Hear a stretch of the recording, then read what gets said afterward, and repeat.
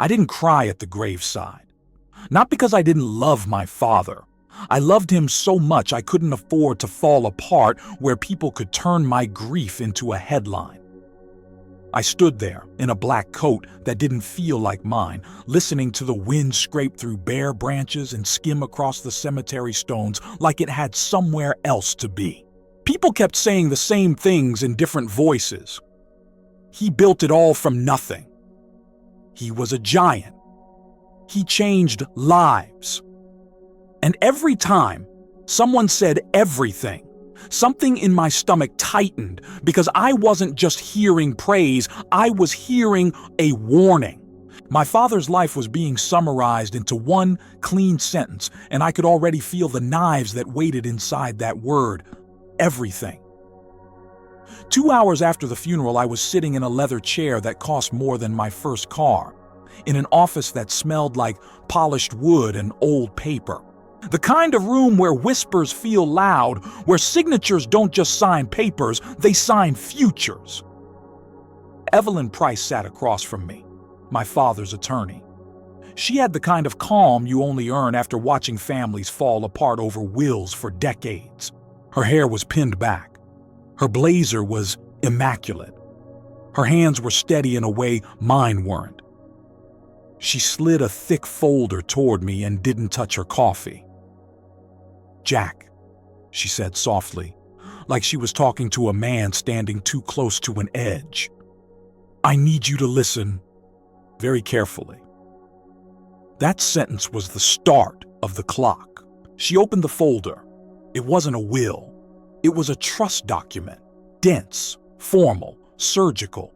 It had the tone of something built to outlive emotions. It was the kind of language that pretends it has no heart. Then she said the words that made the room feel smaller. "You have 48 hours. I blinked. 48 hours for what? Evelyn held my gaze like she hated what she was about to do to me. To be legally married. For a second, I honestly thought grief had scrambled my hearing, that I'd misread her mouth, misheard the syllables, because grief can make reality wobble. It can turn simple sentences into bad dreams. "Married?" I repeated. "That can't be right." "It's right," she said. "It's binding. It begins now." My throat tightened. I looked down at the pages again, as if I could argue with ink. If I was not married within 48 hours of the trust activation, then controlling assets, voting shares, and executive authority would transfer to the Caldwell Foundation for stewardship and public benefit. Stewardship. Public benefit. Pretty words. Clean words. The kind of words people hide behind when they want to take something that isn't theirs without looking like they're taking it. I leaned forward, elbows on my knees. My father wouldn't do that. Evelyn didn't flinch. He did. The door opened without a knock. That's not how you enter a private legal office unless you think you own the space. A man stepped in like the room was waiting for him, tall, silver hair. A smile that looked friendly until you noticed it never reached his eyes. He wore a dark suit like a uniform. Gold ring. A small pin on his lapel. His foundation's logo, the same logo I'd seen on gala banners and press releases and giant checks. Graham Caldwell. Behind him walked Mason Reed, thin, sharp, carrying a briefcase like a weapon. Caldwell glanced at Evelyn, then at me, and his smile widened just enough to feel like a threat wrapped in manners. "Jack," he said warmly, as if we were family, "I'm so sorry for your loss." I didn't stand. I didn't offer my hand. My father used to say, "Watch how a man enters a room. It tells you what he came to take." Caldwell came to take everything. Evelyn's voice stayed professional, but the air changed. "Mr. Caldwell, we weren't expecting—" "Oh, I know," Caldwell said, still smiling. "But given the nature of the trust, my presence is relevant." My jaw tightened. Why are you here? Caldwell finally looked directly at me. His tone softened into something almost pitying. Because your father and I were close, like brothers, in a way. He paused, letting it hang, and because he asked me to be sure his wishes were honored. That word, honored, hit me like a slap. Mason Reed set his briefcase on a side table like he was setting down an instrument. Evelyn turned another page, voice careful. The trust condition is clear. Caldwell nodded as if he'd written it himself. Accountability, he murmured. Your father believed in it. I stared at the clause again, and I felt something cold crawl up the back of my neck. This wasn't just a condition. This was a lever. A trap designed to move power from my hands to someone else's without anyone having to call it theft. I looked at Evelyn. Tell me there's a mistake. Evelyn swallowed, and for the first time, her calm cracked. There isn't. Caldwell took one small step closer, not aggressive, just close enough to make me feel the weight of him in the room. Jack, he said quietly, your father worried about you. I let out a short laugh, bitter. Worried about what? Caldwell's eyes sharpened. About your lifestyle, the parties, the reputation, the distractions. He wanted you to settle down. He wanted you to become the kind of man who could lead without chaos. He said it like he was being merciful, like he was doing my father's work for him. And before we go any further, before the real ugliness starts, if you're still here with me, hit like and subscribe. You'll want to see how this ends, because what I'm about to tell you isn't about romance. It's about a system that knows how to steal in plain daylight. I didn't argue with Caldwell's words at first, not because I believed him, because I could feel the trap tightening, and every response felt like it might be used against me later. Evelyn slid a sealed envelope across the desk, thick paper, a familiar slant to the handwriting. My name, Jack. He instructed me to give you this only after the trust was activated, she said. My fingers hovered above it like the paper might burn. Caldwell watched me with a look that made my skin crawl, like he already knew what was inside, like he'd already read it, or worse, like he'd helped write the story it contained. What is that? Caldwell asked, too casual. Evelyn's eyes stayed on mine. A personal letter. Caldwell smiled slightly. How touching. Mason Reed cleared his throat. For clarity, he said to Evelyn, the trust language grants the Foundation immediate stewardship upon failure to satisfy the condition. We are prepared to execute the transfer efficiently to prevent disruption. Disruption. That's what they call a son trying to keep what his father built. My pulse hammered. I could feel it in my ears. The office suddenly felt too warm, like the air itself was pressing in. 48 hours, I said, mostly to myself. Caldwell's voice softened again, like he was offering comfort. Think of it as guidance, Jack. Your father wanted you protected from your impulses. I looked up at him. And you're the protection? Caldwell's smile didn't move. I'm the steward for the public good. Public good. Those words should have sounded noble. In that room, they sounded like a lock clicking shut. And tell me something, right here, right now, if you had just buried your father and someone told you you had 48 hours to marry or lose everything he built, would you call that justice? Or would you feel it in your chest and know immediately that something is wrong? If you felt that, comment, "This is wrong." I want to see how many of you recognize a trap when it's dressed up like virtue. Evelyn's voice lowered. Jack, we need to talk strategy. Caldwell's head tilted. Strategy? He repeated, amused. Evelyn didn't look at him. Yes, because while the clause is enforceable, there are ways to ensure compliance is undeniable. Mason's eyes narrowed a fraction. We'll be watching closely, he said. And that's when it hit me, harder than grief. This wasn't a private matter. This wasn't a father's strange request. This was a coordinated squeeze. The clause wasn't designed to make me a better man. It was designed to move power away from me and into Caldwell's hands while the world nodded and called it responsible. I picked up the sealed letter. The paper was cool under my fingertips, like it had been waiting in a drawer for this exact day. Caldwell's gaze stayed on it. Not curious, hungry. I slid the letter into my coat pocket without opening it. Not because I wanted suspense, because I suddenly understood something about the kind of man standing in front of me. If my father had left me a truth, Caldwell didn't want me to read it in peace.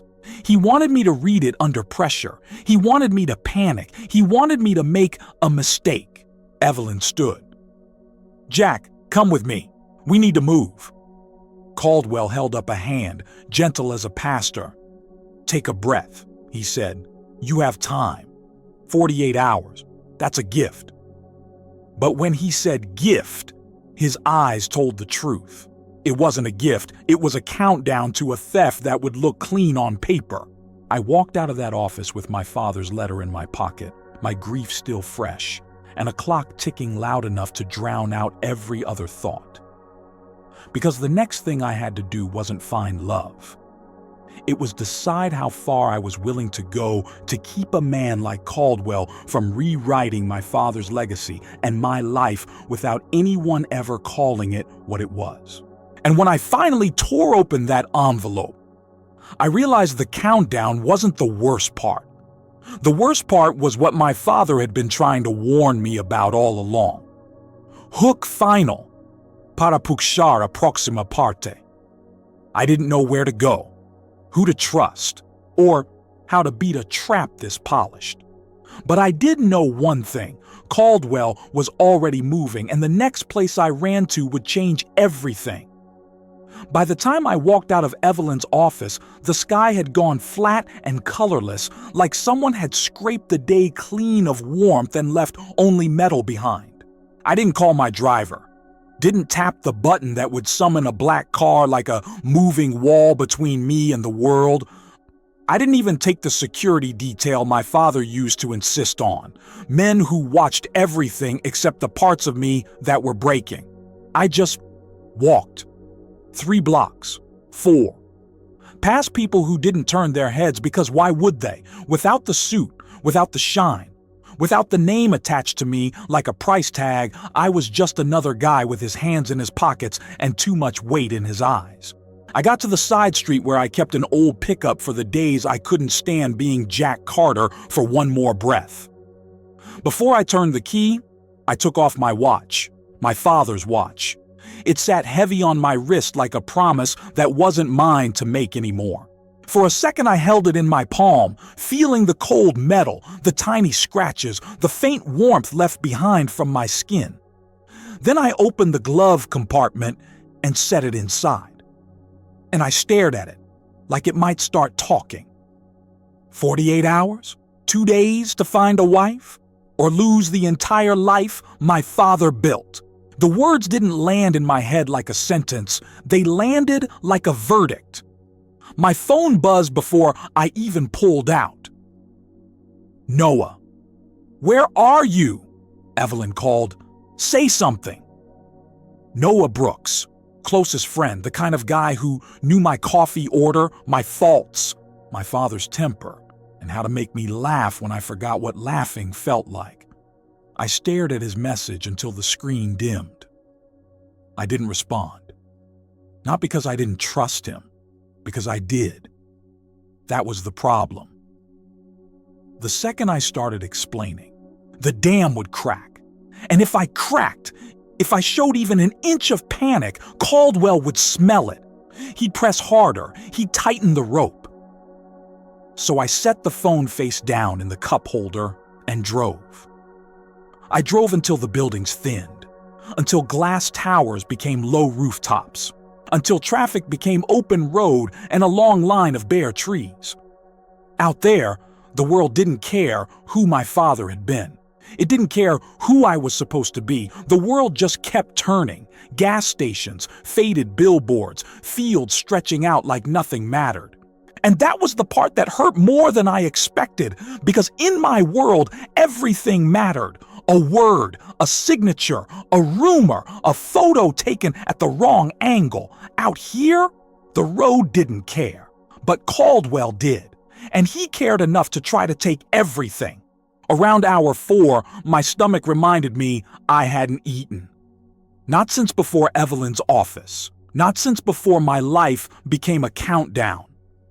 I took an exit onto a frontage road and saw it before I even read the sign.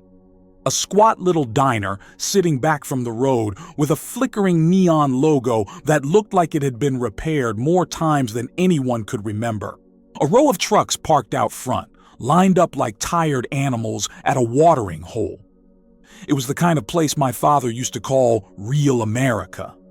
The kind of place he admired from a distance, like it was a painting he could hang on a wall.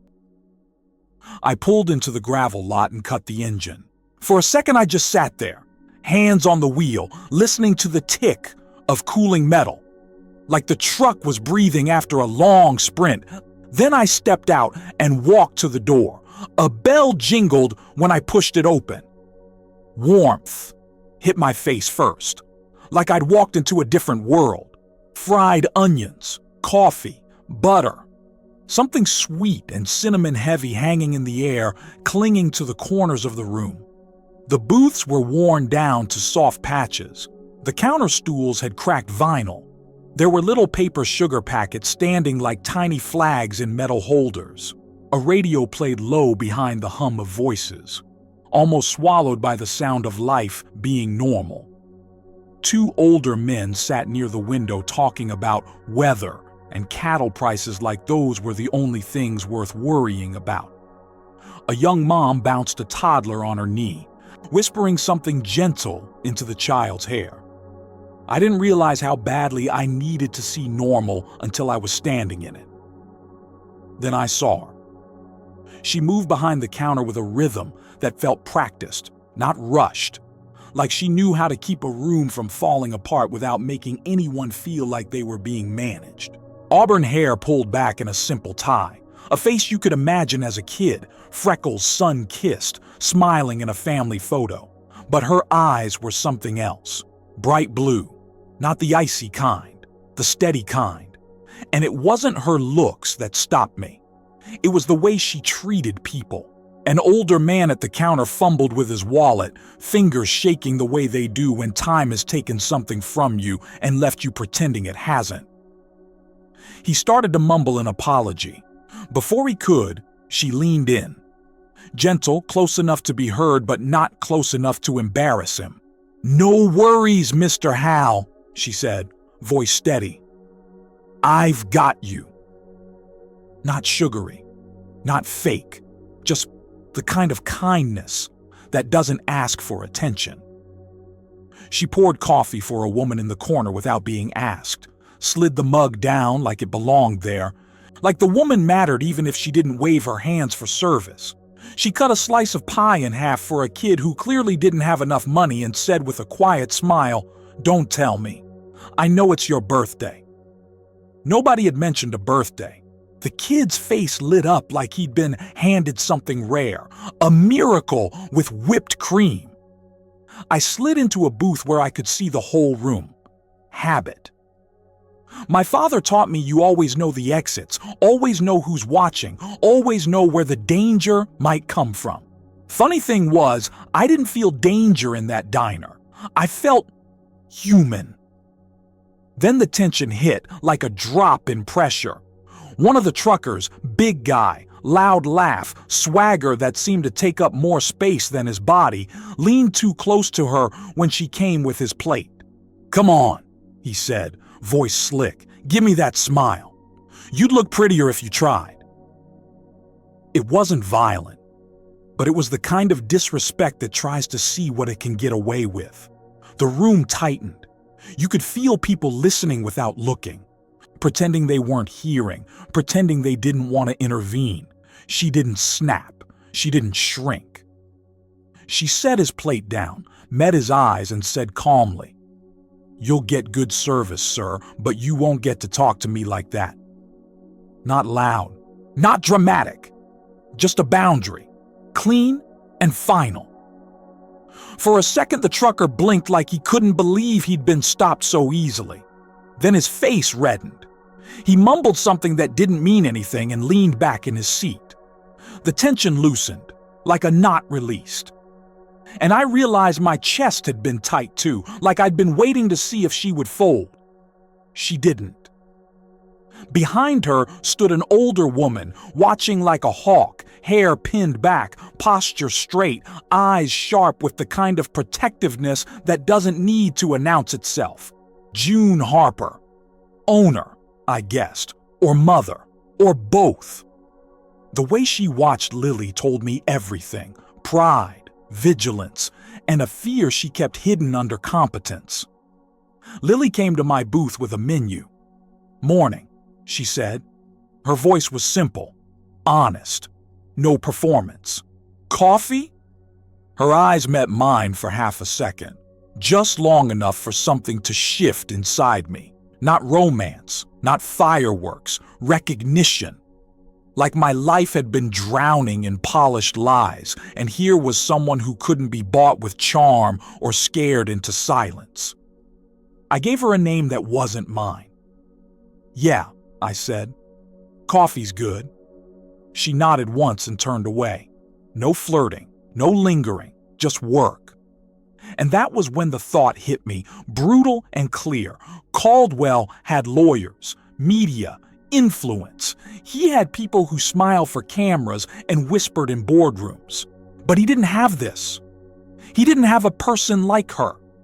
And if you've ever met someone whose kindness feels rare, like it survived a world that tries to grind it out of people, hit like and subscribe right now. Because what happened next started with something simple: a cup of coffee, and a woman who refused to be treated like she was small. Hours slipped by. Hour 6, hour 7, hour 8. I watched her work the room like she was holding it together with thread. A customer complained about a cashier mistake that wasn't even Lily's fault. Lily listened, nodded, checked the receipt, and then said, "That's on us. We'll fix it." No argument, no blame, just fairness. A tired mother tried to leave early, toddler fussing, eyes rimmed red. Lily refilled her cup without being asked, leaned in, and said something too soft for me to hear. The mother's shoulders dropped like she'd been holding her breath all morning. June counted the register with a jaw so tight it looked painful, then glanced at a stack of envelopes she tried to hide under the counter, past due notices. The kind people don't look at directly because looking makes it real. Lily noticed too. She didn't comment, but I saw her eyes flick to the envelopes and back to the tables, like she was choosing to keep the room calm even while something heavy pressed on her chest. My phone buzzed again. Unknown number. Once, twice, then a third time. My throat went dry. Only one kind of person calls from an unknown number when your life is on a clock. Someone paid to watch you, to warn you, or to push you into a corner. I didn't answer, but I couldn't stop myself from looking toward the door each time the bell jingled. Hour 9 passed, with the crowd thinning. The older men left first, slow steps, coats pulled tight.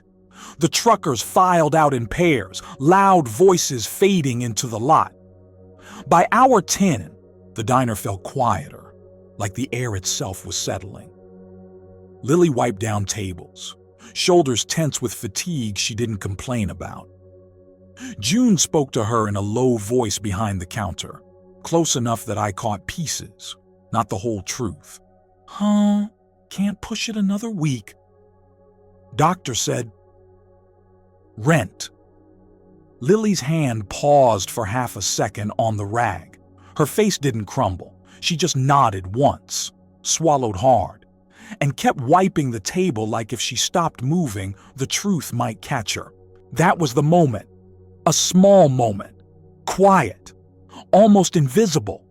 But it told me everything. She wasn't just kind. She was carrying something. Something heavy enough to bend her shoulders, but not heavy enough to break her. And for the first time since Evelyn said 48 hours, my mind stopped spiraling long enough to lock onto one clear thought. If I was going to make an impossible request, it had to be to someone who couldn't be bought. Someone who would demand the truth. Someone like Lily Harper. I stayed in that booth long after my coffee went cold.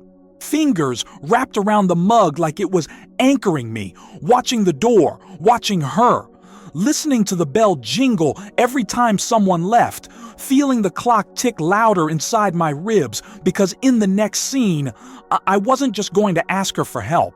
I was going to offer her a deal that could save my entire life and ruin hers if I got it wrong. I didn't know her full name yet, but I already knew one thing. She was the only person in that diner Caldwell couldn't control, and that made her dangerous to him. By hour 10, the diner emptied the way a town exhales. Not fast, not dramatic. Just one table at a time, chairs scooting, coats zipped, a last laugh fading into the doorbell's tired jingle. The radio kept murmuring like it didn't notice the room getting quieter. The coffee pot kept steaming like it didn't know it was almost done being useful. Outside, headlights swept the windows, then disappeared down the highway. And slowly, the diner became what it really was at night. A warm box of light sitting alone in the cold. I stayed too long. Not because I was staring at Lily like a man in a movie, not because I was dreaming up some romance to distract myself from the truth. I stayed because I didn't trust anyone anymore. And for the first time that day, I'd watched someone hold a line. Quietly, cleanly, without selling pieces of herself to keep the peace. Lily didn't bend for attention, didn't bend for pressure, didn't bend for the small humiliations people try to sneak into your day when they think you can't fight back.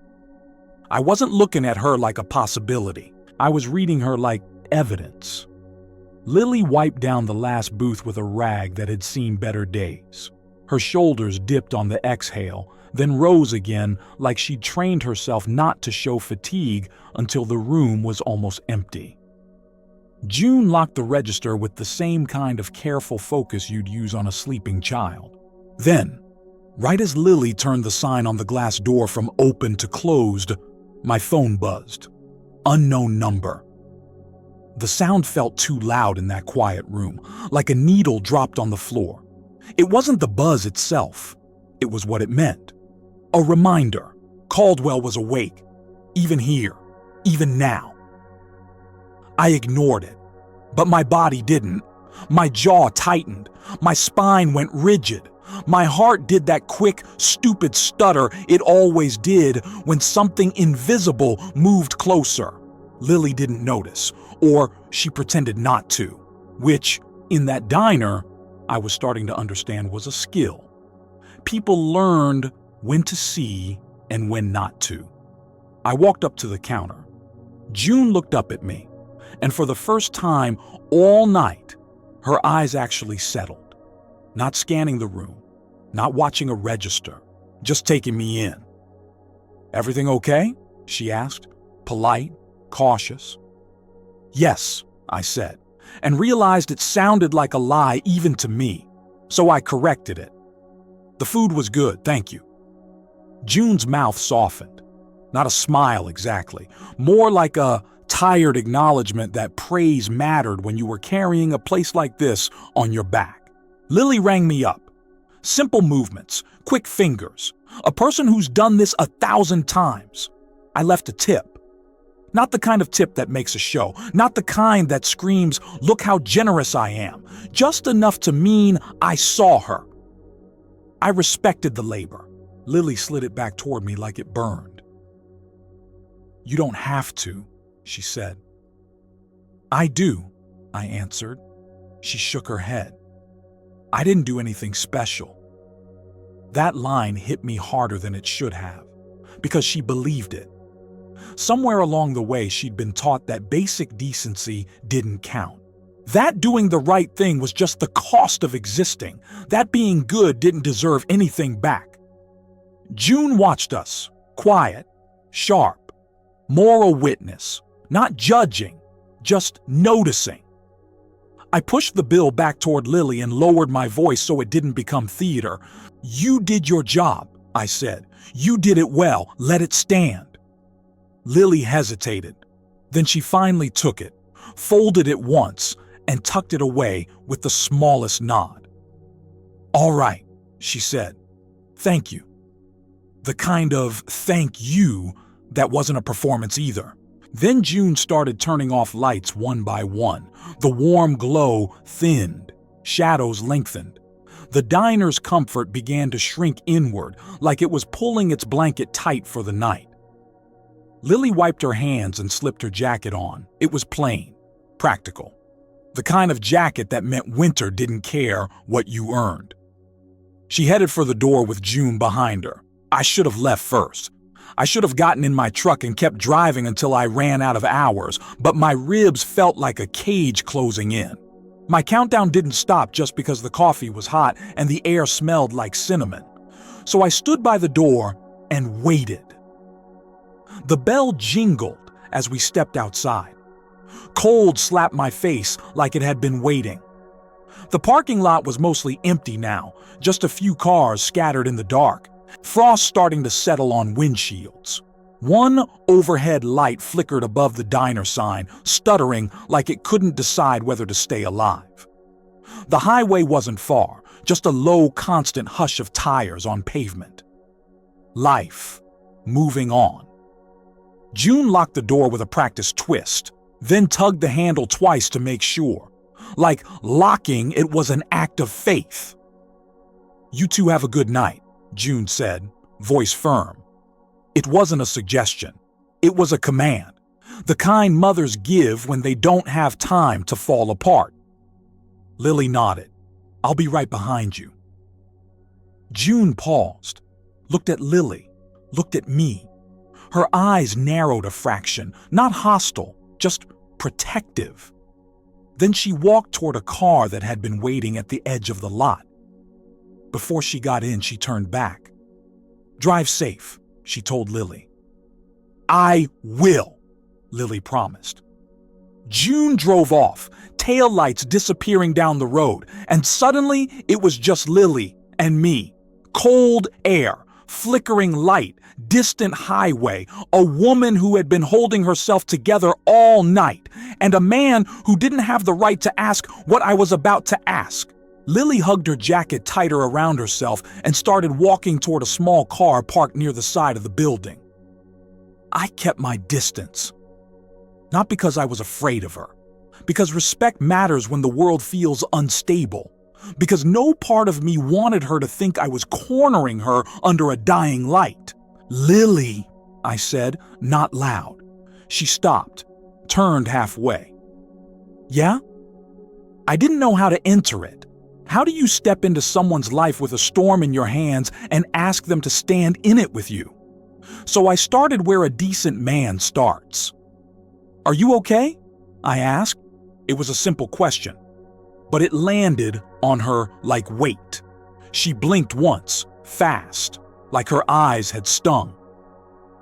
"I'm fine," she said automatically, trained.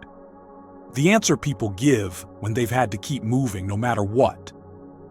Her gaze dropped toward the diner door, like she could still see June inside, counting receipts, stacking napkins, pretending bills weren't waiting in the dark.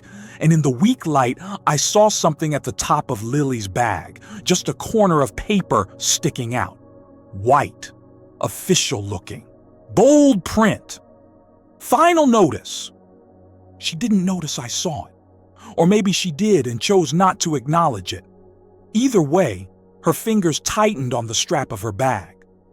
My phone buzzed again. Unknown number. The sound cut through the cold like a blade.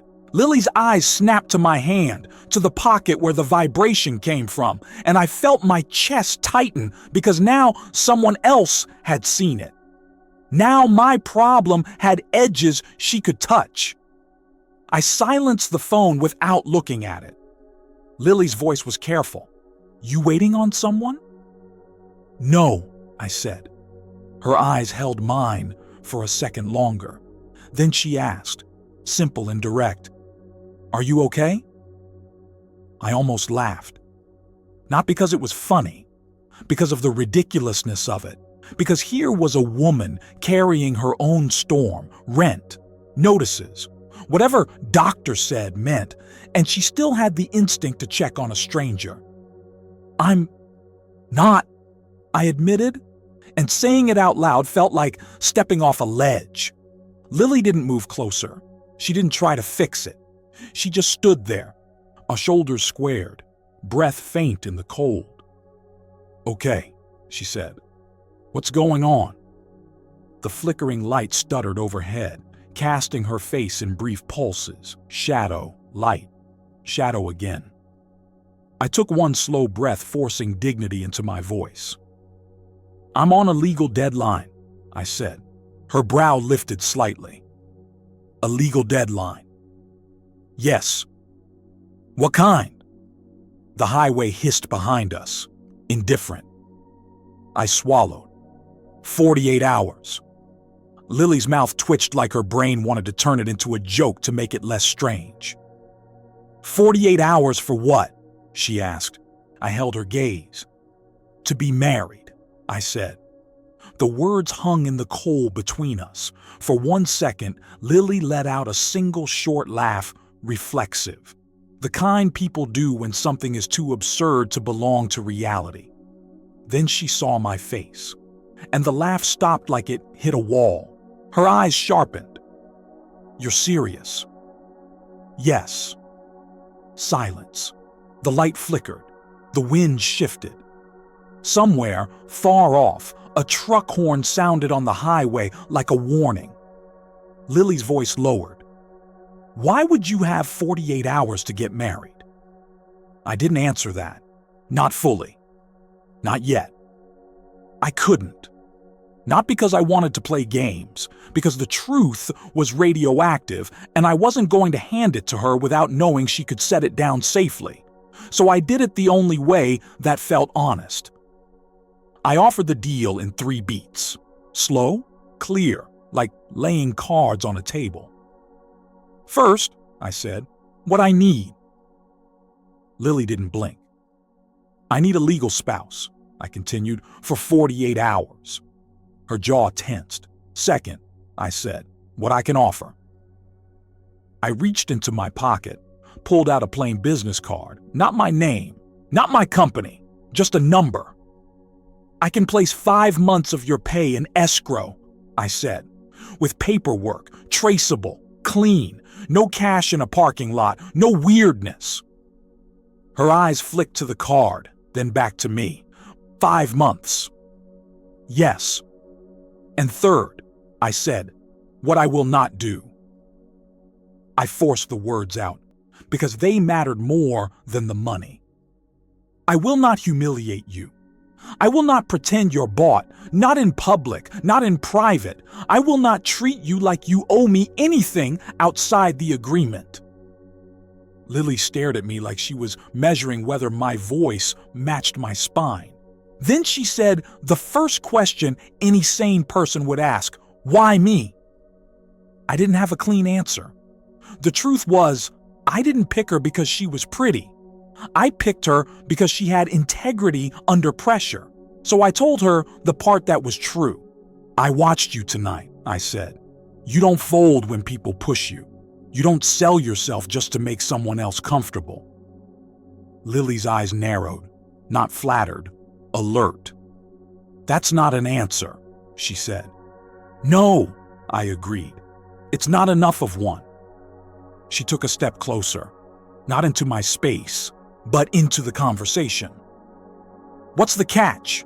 she asked. "No catch," I said, then corrected myself.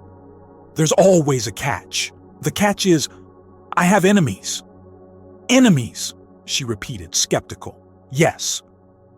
And you're here, alone, no one with you." Her eyes scanned the lot, then returned. "Why?" "Because I didn't trust the people closest to me, because I didn't know who was already bought, but I couldn't say that. So I gave her the most honest thing I could without lighting her on fire. Because I don't have time to choose wrong," I said. Lily went still. Then she asked the question that mattered most. "Who are you, really?" I held her gaze. "I'm someone who can't put your name in my mouth yet," I said quietly, "without risking you." That made her expression change, not fear, not curiosity, disgust, at the power imbalance, at the possibility of being used as cover in something she didn't understand. She took the business card and looked at it like it might be poison. Then she lifted her eyes. "If you came out here to buy my life," she said, voice low and steady, "you picked the wrong woman." My chest tightened. "Good," I said, "because I'm not trying to buy you." Lily's chin lifted. "Then what are you trying to do?" I exhaled slowly. "I'm trying to survive the next 48 hours without becoming the kind of man my father warned me about." That landed, not because it explained everything, because it sounded like someone trying to hold on to a line. Lily stared at me for a long moment. Then she did what she did with the trucker. She set boundaries, clean and final. "All right," she said. "If we're even having this conversation, these are my rules." I didn't interrupt. "Rule 1, respect," she said. "You do not pretend I'm bought, not in front of people, not in private. If I do this, I'm a human being, not a prop." "Rule 2, safety," she continued. "If there's danger, you tell me the full truth immediately. I will not walk blind into a fire because you want to protect me with half stories." "Rule 3, no collateral damage," Lily said, voice tightening. "No lies that ruin June. No lies that put this diner on the news. No innocent people get dragged in." "Rule 4, clean money," she said, tapping the card once. "Escrow with paperwork. No cash, no pressure, no strings." "Rule 5, exit clause." Her eyes locked on mine. "If I feel threatened, I walk. Deal ends. No arguments." The way she said it, calm, certain, made my throat go tight. Because that was discipline, not desperation. That was a woman who had suffered and still refused to surrender her dignity. And in that moment, I realized something. Asking her wasn't the risky part. The risky part was promising her decency in a world where decency gets punished. "I agree," I said. She studied me. Just like that. Just like that. Lily's mouth tightened. "You're either telling the truth or you're the best liar I've ever met." "I'm telling the truth," I said. She hesitated, barely. "And right here, if you were Lily, working hard, carrying bills, protecting your mom, and a stranger asked you to marry him for 48 hours, would you accept? Tell me yes or no in the comments, and tell me why. I want to know what you would do." My phone rang again, unknown number. This time, I didn't ignore it. Lily's eyes flicked to my face like she could hear the fear I was trying to swallow. I lifted the phone to my ear and answered without speaking. All I did was listen. A voice came through, quiet, confident, like it had been waiting for me to stop running. "Clock's ticking, Jack," the voice said. "Don't embarrass your father again." My stomach dropped, because they said my name, not the one I'd been hiding behind. Jack. Lily's eyes widened slightly, not because she knew who Jack was, but because she understood what it meant. This wasn't random. This wasn't a weird stranger in a parking lot. This was a net closing. I ended the call and lowered the phone. For a moment, the highway noise sounded louder, like the world was trying to drown out what just happened. Lily didn't speak right away. She just watched me. Then, quietly. That wasn't a telemarketer. No, I said. She held the card in her hand, then slid it into her pocket like she'd made a decision without announcing it. If I do this, she said, voice steady, we do it my way. My chest tightened. Okay. And you tell me the truth, she added, eyes sharp, before the truth finds me. I nodded once, heavy, final. She didn't say yes the way people say yes in movies, but she stepped toward my truck, and in that small movement, I felt the deal come alive. Not because I'd won something, because we'd both just agreed to stand inside a storm with rules. And as she walked beside me under that flickering light, I realized the real danger wasn't getting married in 48 hours. It was what Caldwell would do the second he learned who she was to me. By hour 14, the sun was already slipping downward, and the world had that thin, gray look it gets right before evening, like everything was holding its breath. Lily sat in the passenger seat of my old pickup with both hands folded in her lap, not trembling, not performing calm, just quiet, in that disciplined way some people get when they've already decided fear doesn't get a vote. The heater in the truck worked when it felt like it. It breathed out lukewarm air and the faint smell of old upholstery. The road ahead was flat and pale, bordered by fields that looked asleep. I kept glancing at the clock on the dash like it could argue with reality. Hour 14 and 22 minutes. The numbers made my throat tighten. We didn't talk much at first. There are silences that feel natural, easy. And there are silences that feel like you're both listening for the sound of a door unlocking behind you. This one was the second kind.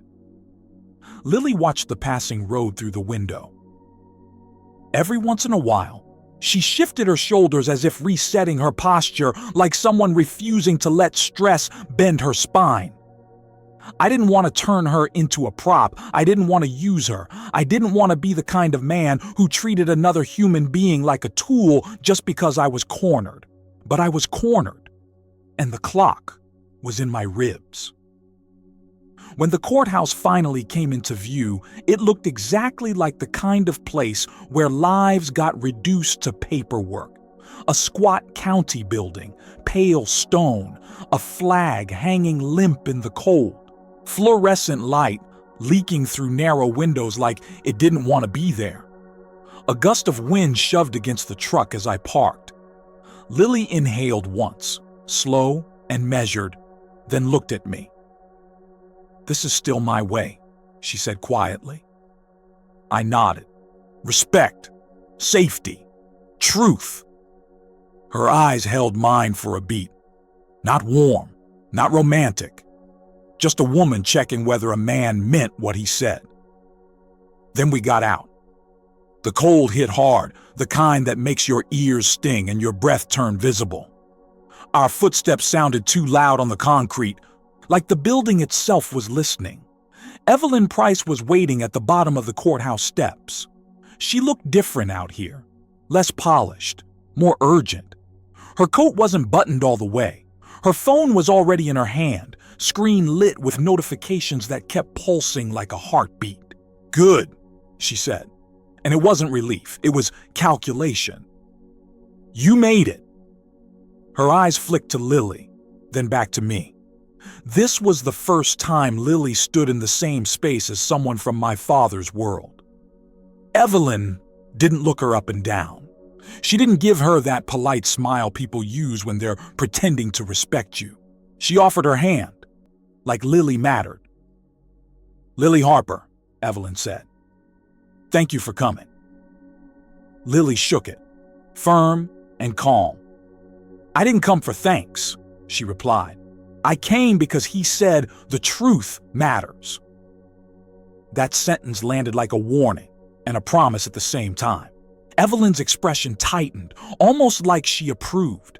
Then she leaned toward me, lowering her voice. You need to understand something, she whispered.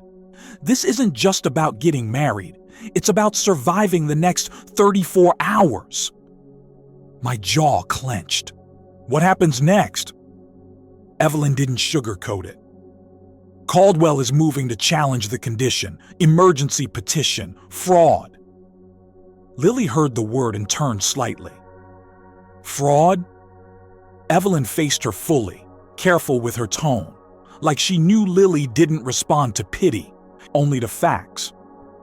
A trust condition can be challenged, Evelyn said, if the opposing party claims it's being manipulated. Caldwell's team will argue there was never intent, only a transaction. My stomach went tight. He can do that before the 48 hours are up? He can try, Evelyn replied, and he will. That was the moment the idea cracked in my head. This wasn't a clever loophole. This was a war with a countdown. We went inside. The courthouse smelled like old paper and disinfectant. The fluorescent lights hummed overhead, cold and indifferent. A security guard waved us through a metal detector that beeped anyway, because those things always beep, and nobody ever knows why. People sat on benches clutching folders like life rafts. A woman with red eyes holding a tissue too tightly. A man staring at his hands like they'd betrayed him. A young couple whispering with the tense, brittle energy of people about to be judged by strangers. Real life. Lily's gaze moved across the room and took it all in. She wasn't dazzled. She wasn't intimidated. She was measuring. Evelyn guided us to the clerk's window. The clerk looked bored in the way people get when they've seen too many versions of other people's crises. Marriage license application, Evelyn said, sliding forms forward with practiced efficiency. The clerk asked questions like she'd asked them 1,000 times, never once looking up to see the panic under the paper. Names, addresses, dates. Lily answered calmly. I answered too quickly, like speed could outrun consequences. The clerk stamped something and slid it back across the counter. The stamp sounded louder than it should have. You'll need an officiant, the clerk said. Judge Reynolds is still here for another hour. Evelyn's eyes flicked to her phone. Hour 15 and 10 minutes. 1 hour left before the building closed. 1 hour until the doors locked, and my future became a race I couldn't run. Judge Reynolds wasn't wearing a robe, just a suit and a tired face that said he'd spent the day separating people from each other. He led us into a small side room with a flag in the corner and a framed photo of some long-dead governor who'd probably never worried about his life being stolen in 48 hours. A clerk stood in as a witness. Evelyn stayed to the side with her legal mind doing math I couldn't see. The judge looked between us. You both understand what this means. Lily's voice was steady. Yes, sir. My mouth felt dry. Yes. The judge spoke a few short lines, the kind that sounds simple until you realize they bind you to another human being in the eyes of the law. When he asked if we accepted, Lily answered first. I do, she said, clear and controlled. Then it was my turn. My throat tightened. I thought of my father's watch sitting in the glove compartment, heavy as an accusation. I thought of Caldwell's smile, the kind that didn't reach the eyes, and I said it. I do. The second the words left my mouth, something shifted in the room, like an invisible door had closed behind us. We signed. I watched Lily write her name, and I felt a strange ache in my chest. Not romance, not fantasy, just the weight of what I dragged her into. When it was done, the judge nodded once, like he was handing us back to the world. We walked out. Hour 16 and 3 minutes. The cold hit us again, sharper now. The sky had darkened into that bruised gray blue that comes right before night, and that's when the first punch landed. Across the street, a black sedan was parked with the engine running. 2 men stood near it pretending to be on their phones. I knew that posture, the casual stance that isn't casual at all. Evelyn noticed too. Her shoulders tightened. Lily's gaze flicked over them once, and she didn't flinch, but her jaw set. Then I saw him. On the courthouse steps, like he'd been waiting for the ink to dry. Mason Reed. Caldwell's attorney. Perfect suit, perfect posture, expression like he was already writing my obituary. "Well," Mason said, clapping once slowly, sarcastic. "That was quick." Evelyn moved in front of us immediately, like a shield. "Mason," she said sharp, "you're out of line." Mason smiled like she'd complimented him. He held up a folder. "Emergency filing," he said, voice smooth. "Petition for declaratory judgment and injunctive relief. We're alleging fraudulent intent, that this marriage is a transaction, not a union." Lily's chin lifted a fraction. "You don't even know us." Mason turned his eyes on her like she was a line item. "I don't need to know you," he replied. "I only need to prove what you are to him." My blood went hot. Evelyn's voice went colder. "You're harassing them on courthouse property." "I'm serving notice," Mason said, and he handed the folder to Evelyn like he was doing her a favor. "Mr. Carter has until tomorrow morning to respond. We'll be requesting an emergency hearing." Tomorrow morning. The words made my stomach drop. Evelyn opened the folder fast, scanning. Her face tightened. Then Mason looked directly at Lily again, and he delivered the kind of question that doesn't just attack, it stains. "Tell me, Lily," he said softly, "how much did he pay you?" For a moment, it felt like the world went quiet. Not because the street stopped, but because every part of Lily's dignity had just been placed on trial in public. The men by the sedan weren't even pretending now. One of them angled his phone slightly like he was recording. Lily didn't answer Mason. She didn't give him the satisfaction. She turned to me instead. And in her eyes was the question that could destroy everything if I answered wrong. Who are you really? I felt my throat tighten, because the truth wasn't just a name. The truth was a world. A world that would eat her alive if she stepped into it without armor. Evelyn leaned in, urgent but controlled. "Jack," she said under her breath, "listen to me. The next phase starts now. We need you to look married. Consistency, intent, cohabitation in ways that can be proven. No gaps, no contradictions. Caldwell will manufacture doubt anywhere he can." Lily's eyes snapped to Evelyn. "So what?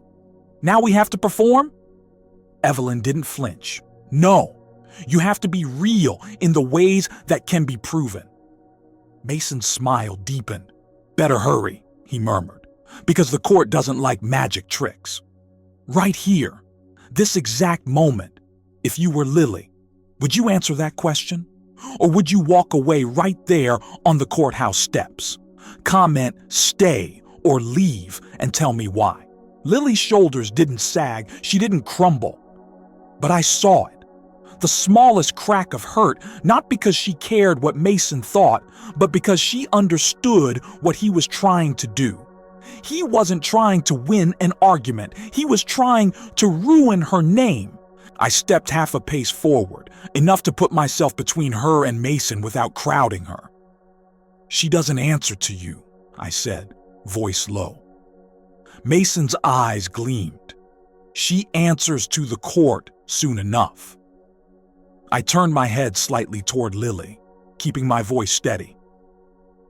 My last name is Carter, I said quietly. And the man behind this is not just an enemy, he's a strategist. Lily held my gaze, eyes sharp. Carter like? Yes, I answered. That Carter. Her face didn't change much, but something in her posture shifted, the recognition of scale.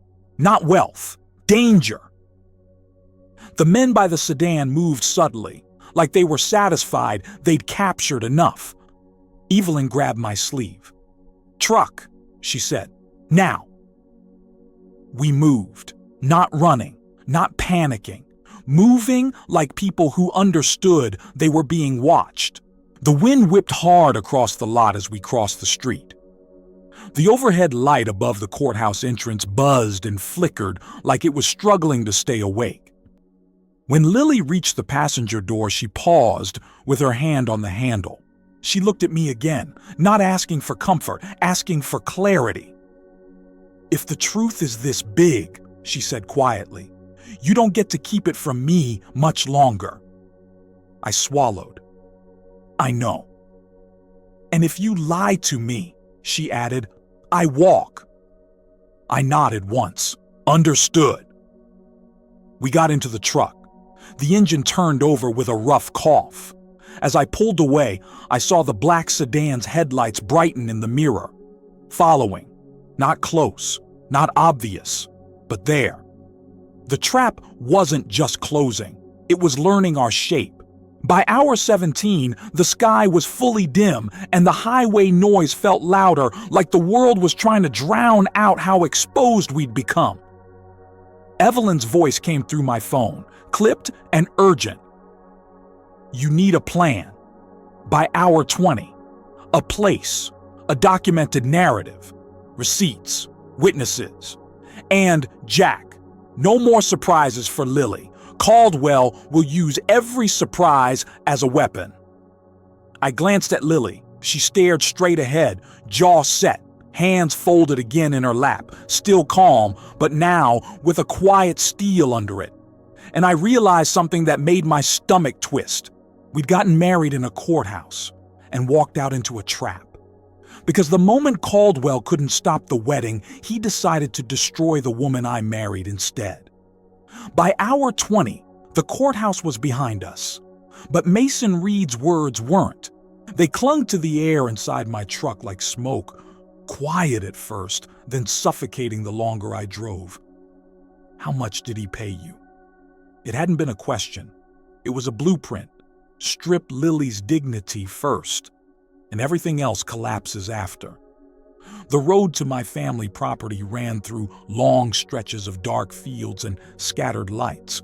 No skyline, no glamour, just the Midwest at night, quiet enough that your thoughts get loud. Lily sat beside me with her shoulders squared and her gaze forward.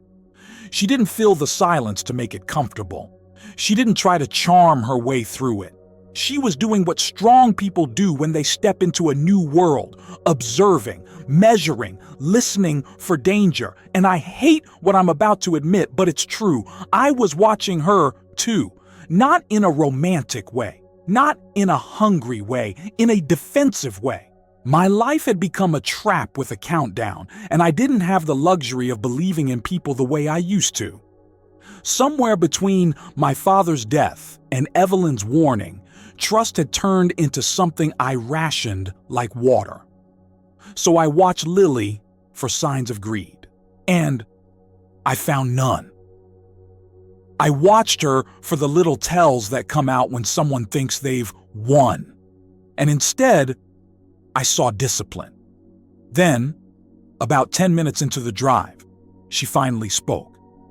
Not to ask about money, not to ask about my name, not to ask if the house was big, or whether there were servants, or any of the things Mason Reed would have expected her to care about. She said something simple that hit me harder than a threat. Before we get there, she said calm and steady, I need to call my mom. She can't hear about this from strangers. That wasn't romance. That was character. And it told me everything. Because a person chasing money doesn't stop to protect the heart of the person they're leaving behind. A person carrying responsibility does. I pulled off at a gas station with harsh fluorescent lights that made everything look a little too honest. The wind cut hard across the lot, and the air smelled like diesel and winter.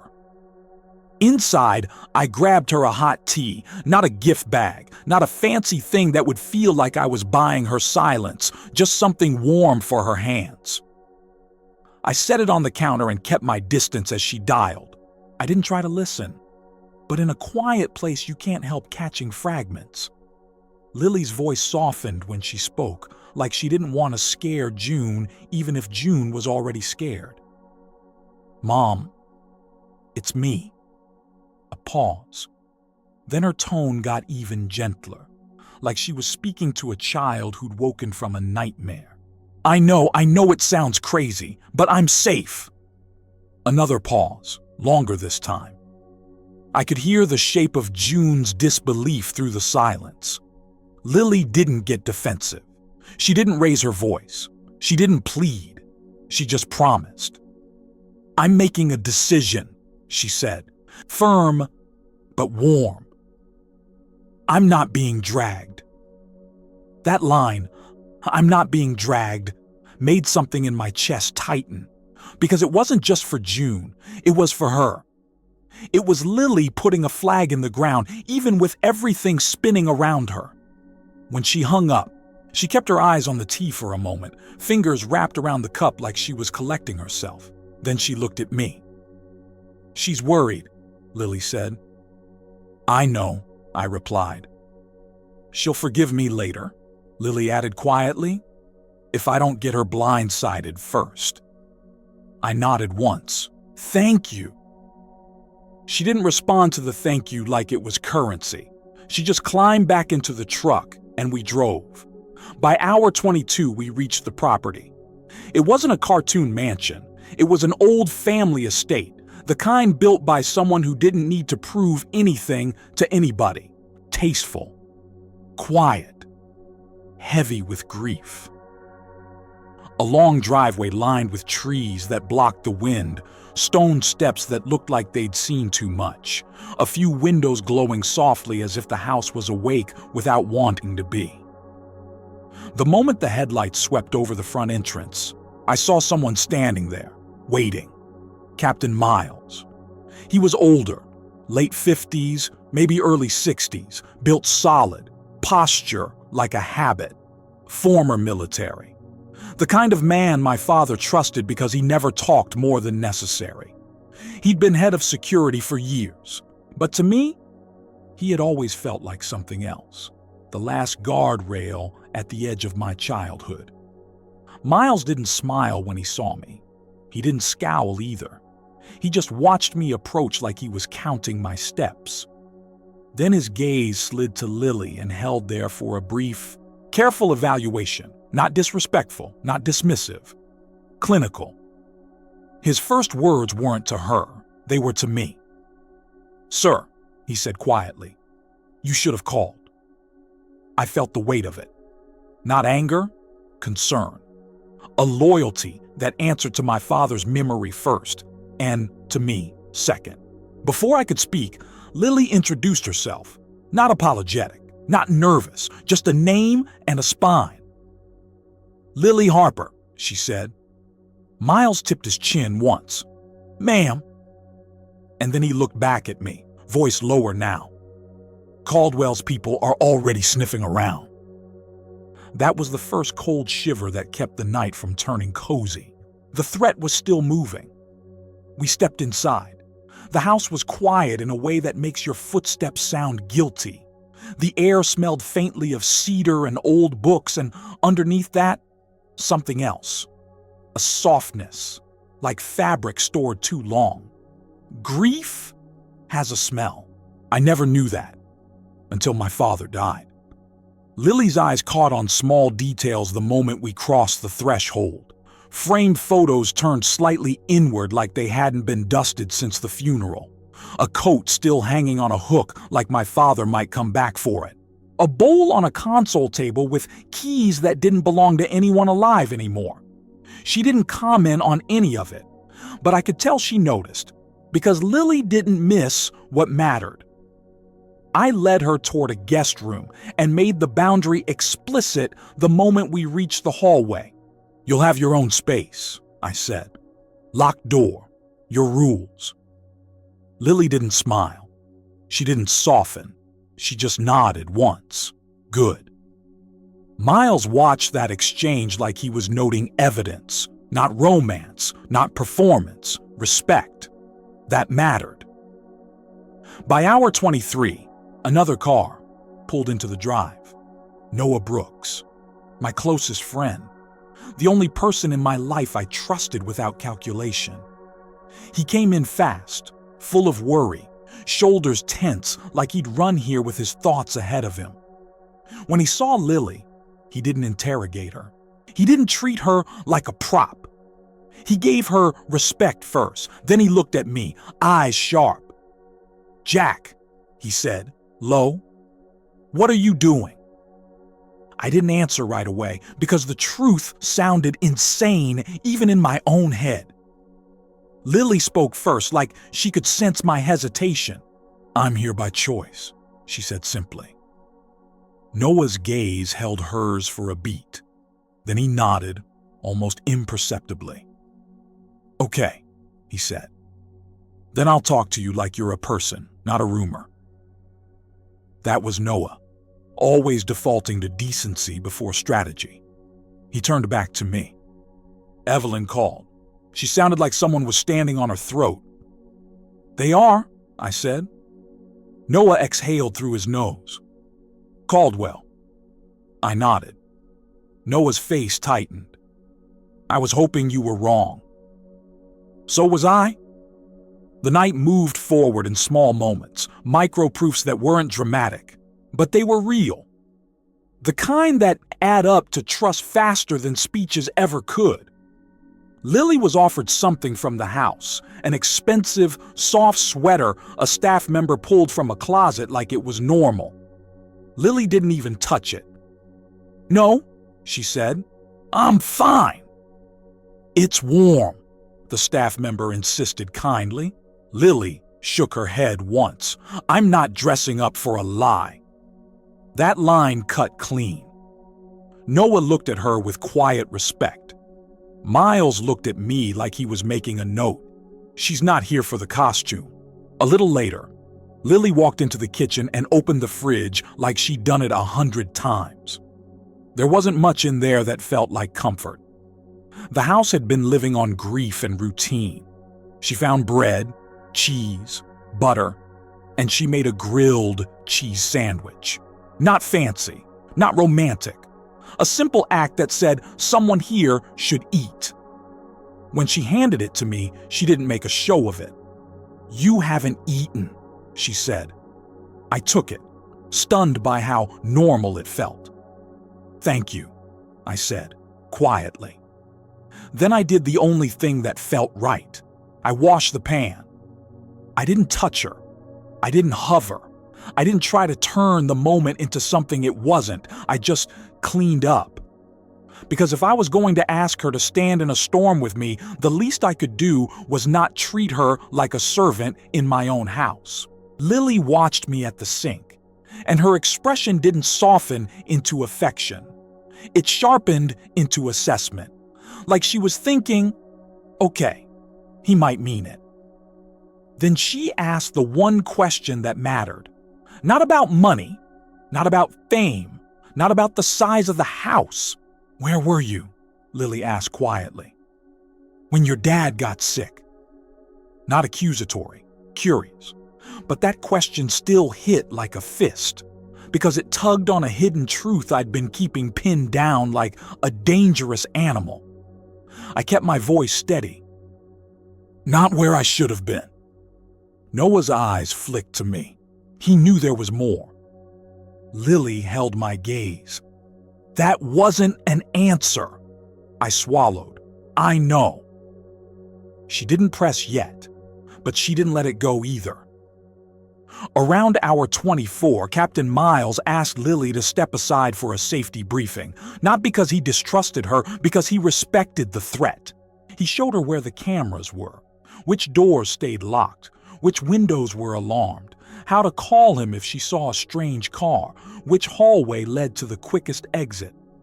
Lily listened like a woman who'd protected a family on less. She didn't panic. She didn't dramatize. She absorbed. Then Miles said something that changed the air. When Lily went upstairs to settle into the guest room, door closed, her own space honored, Miles motioned for me to follow him. "Your father left instructions, sir," he said, "about the trust, about Caldwell." My throat tightened. Instructions? Miles didn't answer in the hallway. He led me down to the study. The study was a time capsule, dark wood, old desk, one lamp casting a circle of warm light like it was trying to protect what was inside it. The rest of the room stayed shadowed. Miles walked to a framed photo of my father on the wall.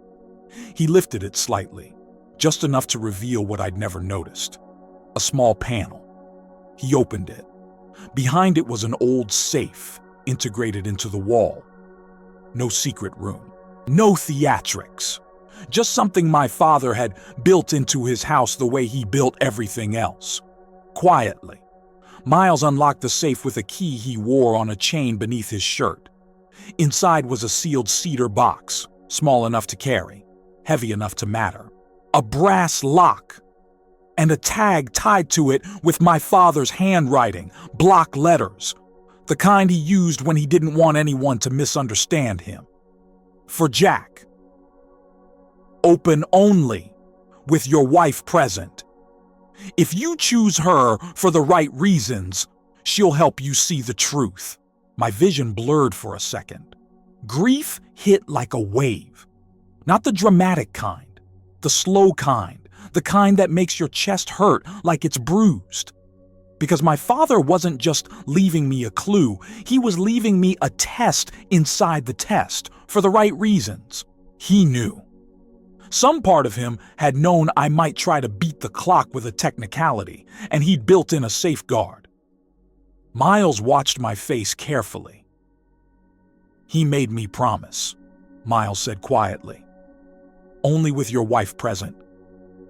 I gripped the cedar box like it could anchor me. "Why?" My voice came out rough. Miles didn't pretend to know more than he did. He said, "You'd need a witness you couldn't buy." A witness you couldn't buy.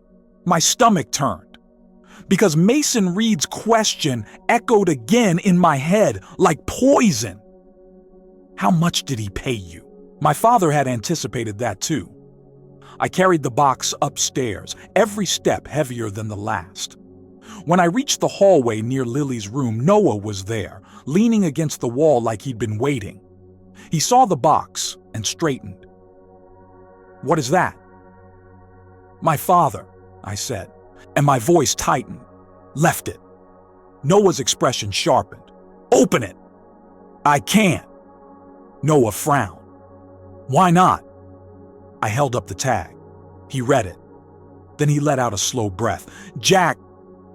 I didn't answer, because I didn't know what to say. I walked to Lily's door and knocked. Once, then waited. Not because I was nervous, because I was honoring the boundary. After a moment, the door opened halfway. Lily stood there in plain jeans and a simple sweater from her bag. No makeup, no performance. Her hair pulled back, her eyes steady. She saw the box immediately, and she saw the tag. She didn't grab it. She didn't demand it. She just read the words like they were a prayer and a warning at the same time. "Your father wrote that?" she asked. I nodded. Lily looked back up at me, and her voice lowered. "Then we don't open it until you're ready," she said. "And until you tell me what you're still hiding." That wasn't defiance. That was trust with boundaries. And it made something in my chest shift, tighten and release all at once. Right here, be honest. If you were Lily, would you trust a man like me enough to stay in that house? Or would you leave before the trap closes? Comment stay or run and tell me why. The night should have felt safer after that. It didn't. Because around hour 28, just before the sky started to lighten into the faintest suggestion of morning, Miles appeared at the end of the hallway, face unreadable. He didn't speak right away. He just held my gaze long enough for my blood to cool. Then he said it. "There's been a car at the edge of the property," he told me. "Sitting too long, headlights off." My stomach dropped. I walked to a window and stared out into the trees. At first I saw nothing. Then, through the branches, I caught the faint shape. A dark vehicle parked where it shouldn't be. Watching.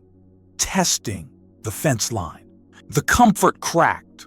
The safe place wasn't safe.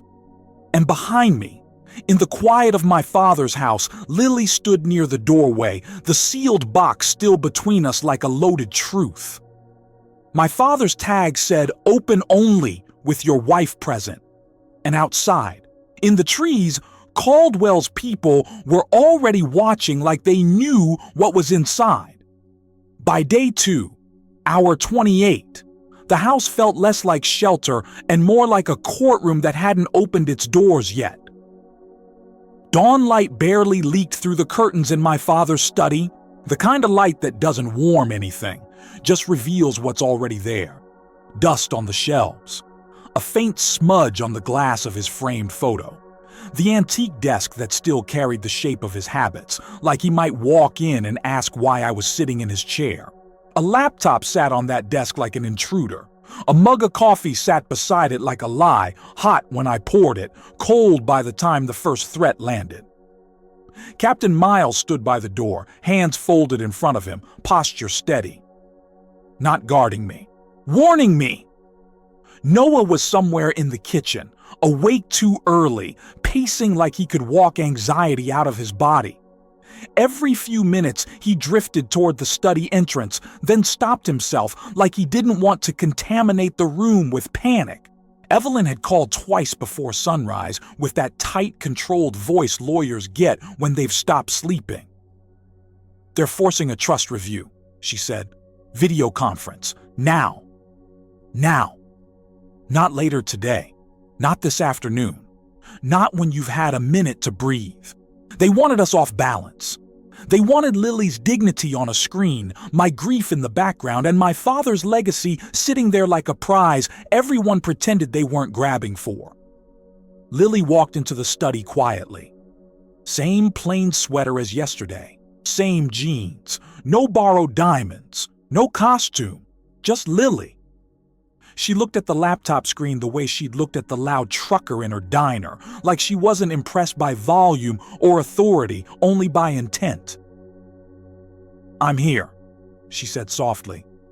"But if they disrespect me, I won't beg." I nodded. "You won't have to." I wanted that to be true. I needed it to be true. But the problem with screens is they make cruelty easier. People say things on video that they'd choke on in person. Evelyn's face appeared first, sharp and composed in a blazer-like armor. She was in an office somewhere with glass walls and no warmth, like the room itself had been built to keep human feelings from leaving fingerprints. Then more squares popped up. A gray-haired man introduced as the trust administrator. 2 trustees I barely remembered from childhood charity dinners. And then Graham Caldwell. He appeared with calm lighting and a calm smile, like he'd planned his angle the way a hunter plans the wind.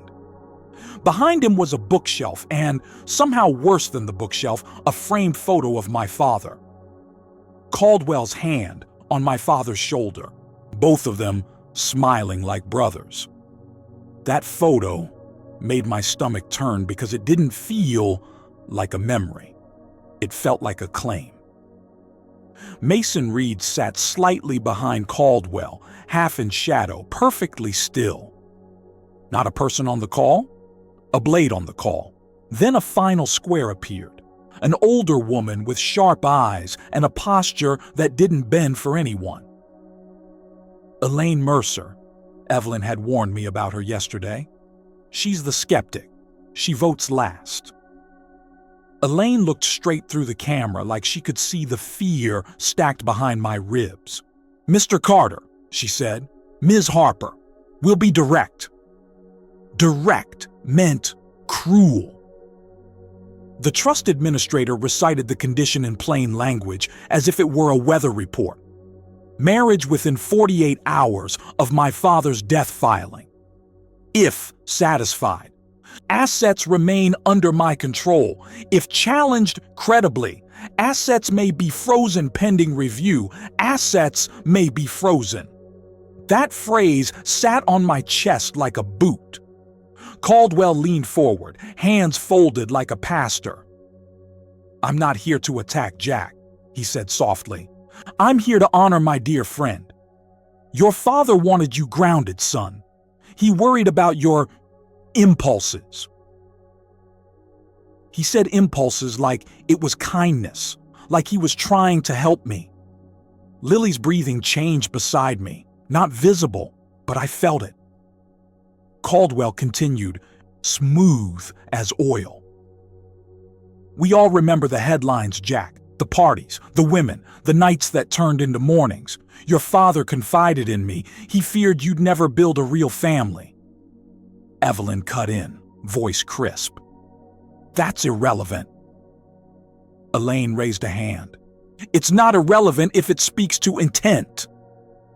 Intent. That word became the knife. Elaine's eyes slid to Lily Square.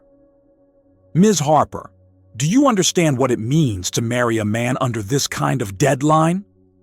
Lily didn't blink. "Yes." Elaine's voice didn't soften. "Why did you agree?" Lily answered the only way she could without betraying herself. "Because I believe people can be better than their worst rumors." Caldwell smiled sadly, like she'd just proven his point. "That's a lovely sentiment." Then Mason Reed spoke for the first time. Quiet, precise, sharp enough to cut. "We're alleging this marriage was purchased, a transaction, a staged event to beat the clock." The air tightened. Even through a screen you can feel when people lean forward to watch someone bleed. Mason continued. "We request documentation, cohabitation proof, affidavits, consistent intent, and evidence Ms. Harper was not compensated in a way that violates the spirit of the condition." Elaine leaned in, eyes steady. "Ms. Harper, were you offered money?" My throat went dry. This was the moment Caldwell wanted, the moment Lily would either look guilty or look angry. Lily did neither. "Yes," she said. "Clean compensation, through escrow, with paperwork." Mason's mouth twitched like he'd just won, but Lily didn't stop there. "And I refused to proceed until my conditions were agreed to," she said, voice steady. "Respect, safety, no humiliation, no lies that hurt innocent people. If those conditions are broken, I walk." Elaine's eyes narrowed. "Those are unusual conditions for a transaction." Caldwell's expression didn't change, but his eyes hardened. "Or they're the script she was told to recite." That hit like a slap. Not to me, to her. And something hot and protective surged in my chest, the kind of anger I hadn't felt in years because my life had been buffered by money and image control. "Enough," I said. My voice came out lower than I expected. "You don't get to call her a liar because she has standards." Caldwell lifted his hands. Calm. "Jack, I'm trying to save you from being manipulated." I laughed once, no humor in it. "You mean like my father was manipulated?" Evelyn's eyes flicked to me. A warning: don't escalate, don't give them chaos. But Elaine Mercer wasn't done. "Mr. Carter," she said, "you want us to believe this is real, then answer one question." She paused just long enough to make my pulse throb in my ears. "Did you enter this marriage intending to keep it if the trust condition disappeared tomorrow?" That question was brutal because it wasn't legal. It was moral. It was the audience's question too, the one people ask when they're trying to decide who deserves empathy. I looked at Lily beside me, not clinging to my arm, not performing, not pleading, just sitting there, steady, braced on the inside. And I realized the truth was more complicated than romance and more dangerous than greed. "I entered it intending not to use her," I said, "and intending to protect her. If this ends tomorrow, the decision about what's real won't be made by a trust committee." Elaine didn't blink. "That's not an answer." Caldwell leaned in, voice gentle as poison. "Then prove it," he said. "Right here, be honest. Was that a fair question or a cruel one? And if you were Lily, would you stay after being called a script on a legal call? Comment fair or cruel and tell me why." Mason's hand moved off screen and a notification popped up on Evelyn's phone. She glanced down, jaw tightening. "Tomorrow," Mason said, "we'll request an emergency in-person review, final determination. If you can't demonstrate consistent intent, the assets freeze and transfer protocols begin." Evelyn cut in quickly. "You cannot determine the validity of a marriage." Elaine raised a hand. "We're not determining the marriage. We're determining whether the condition was satisfied in good faith." Good faith. That was their loophole. That was how they planned to bury us without ever touching the courthouse certificate. Caldwell's eyes flicked, just once, toward the darkness behind my shoulder, toward the house, the rooms, the silence, like he was already imagining his name on the deed. "Mr. Carter," Caldwell said, softer now, "your father wanted you to become a man worth inheriting." And then he delivered the line meant to break me. "Let's see if you finally are." The call ended, just like that. No warmth, no mercy, no time to breathe. For a moment, the study felt too quiet to be real, like the house itself was holding its breath. Lily exhaled slowly, controlled. Then she spoke, and the way she said it turned pressure into a fuse. "So, this is what they do," she murmured. "They don't just try to take your money. They try to make you feel like you don't deserve it." I glanced at the clock. Day 2, hour 34, past halfway. And the trap wasn't closing with law anymore. It was closing with narrative, with shame, with the kind of story that turns a person into a headline and a woman into a punchline. Miles cleared his throat quietly near the door. "Sir," he said, careful, "at the box. The cedar box. It sat downstairs in the safe like a heartbeat I could feel in the walls. My father's handwriting still burned behind my eyes. Open only with your wife present." I looked at Lily. "I need to show you something," I said. She held my gaze. "If it's the truth, show me." We went down to the study again. Same room, same cold light, but now it felt like we were stepping toward the only thing my father could still give me. Miles opened the safe panel, lifted the box with both hands like it mattered. Because it did. He set it on the desk in front of us. Lily didn't reach for it. She didn't ask for it. She just read the tag again, then looked at me. "This was his condition," she said softly. "Not theirs." I swallowed and nodded. My hands shook just once as I turned the small brass key Miles handed me. not fear, grief. The lock clicked. The lid opened with a whisper of cedar and paper, an old clean scent, like my father had packed the truth in wood to keep it from rotting. Inside there were 3 things. An envelope labeled in my father's handwriting, for Lily Harper, a second envelope for Jack after the first attack, and a small flash drive taped to the bottom with a strip of old masking tape. On the tape, 1 line, "Show this if they force good faith." I stared at it, my throat tightening until I could barely breathe. He knew.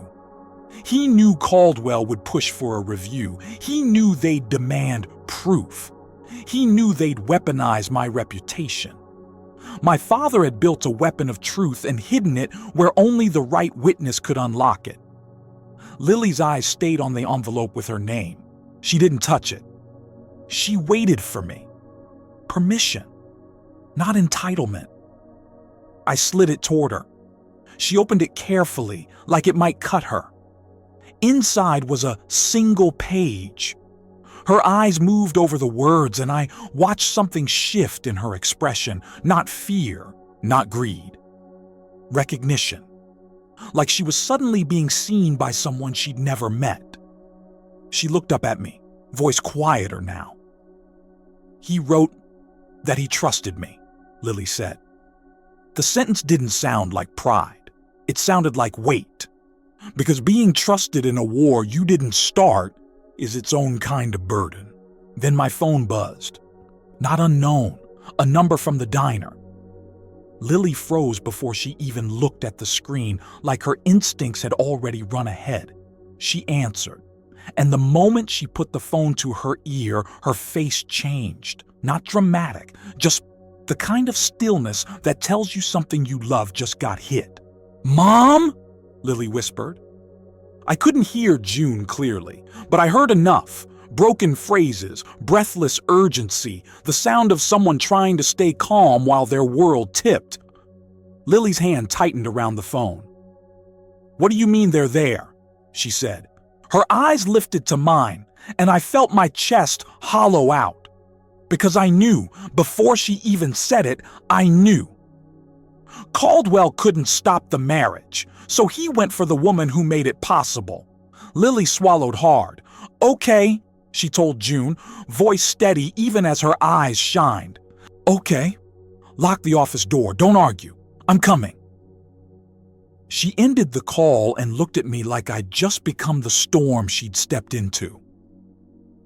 "They're at the diner," she said quietly. Someone filed something. Inspectors. A notice. They're telling her the place could be shut down." Miles's posture changed instantly. "Alert. Ready."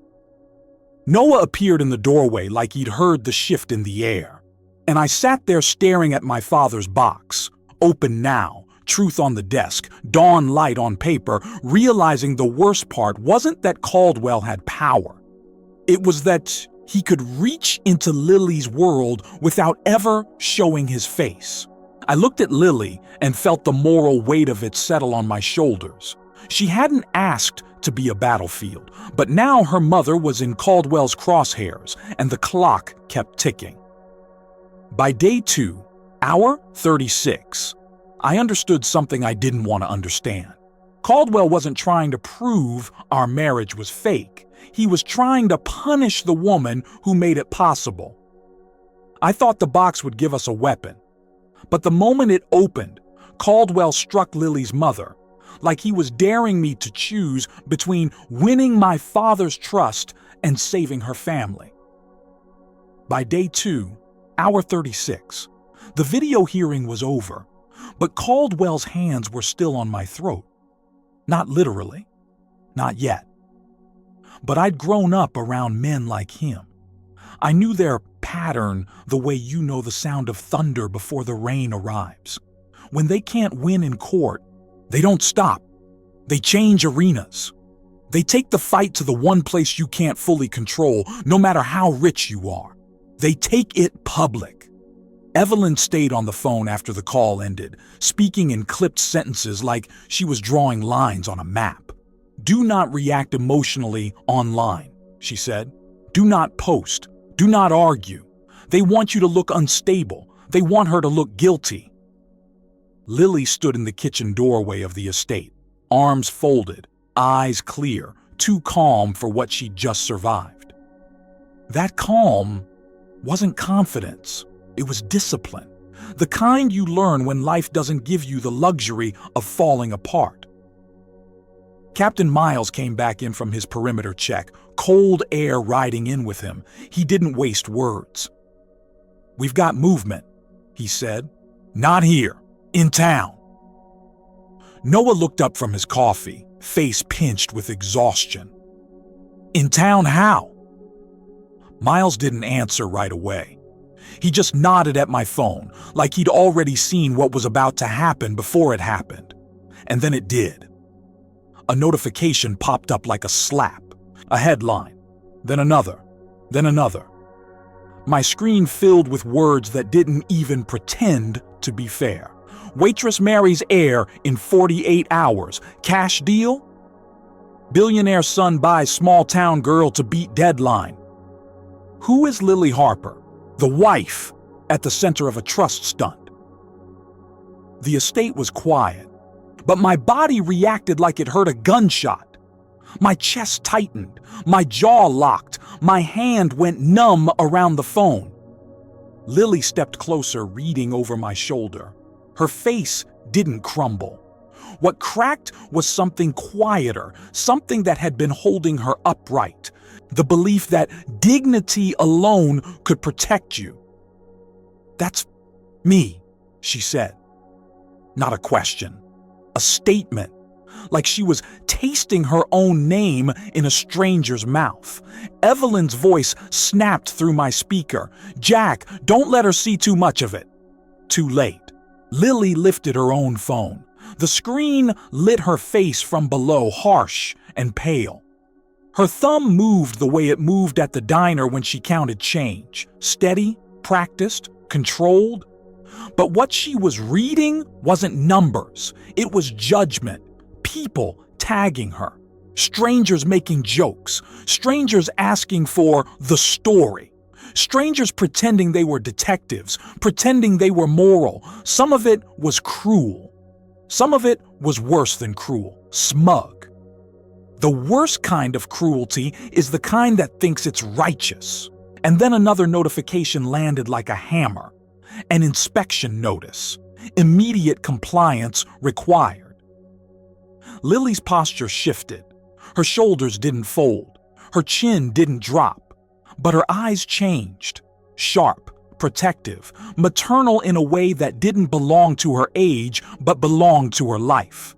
"My mom," she whispered. She didn't wait for permission. She grabbed her coat and keys like she'd done this 100 times, like trouble was something she knew how to meet on its own terms. "I'm going there," she said. Noah moved first. "I'll drive." I stood too. "I'm coming." Lily's eyes flashed. "No, not yet." That stopped me harder than any headline. "What do you mean, not yet?" My voice came out sharper than I wanted. Lily swallowed, and for the first time, I saw fear, not for herself, but for June, for the diner, for the thin line keeping her mother's world standing.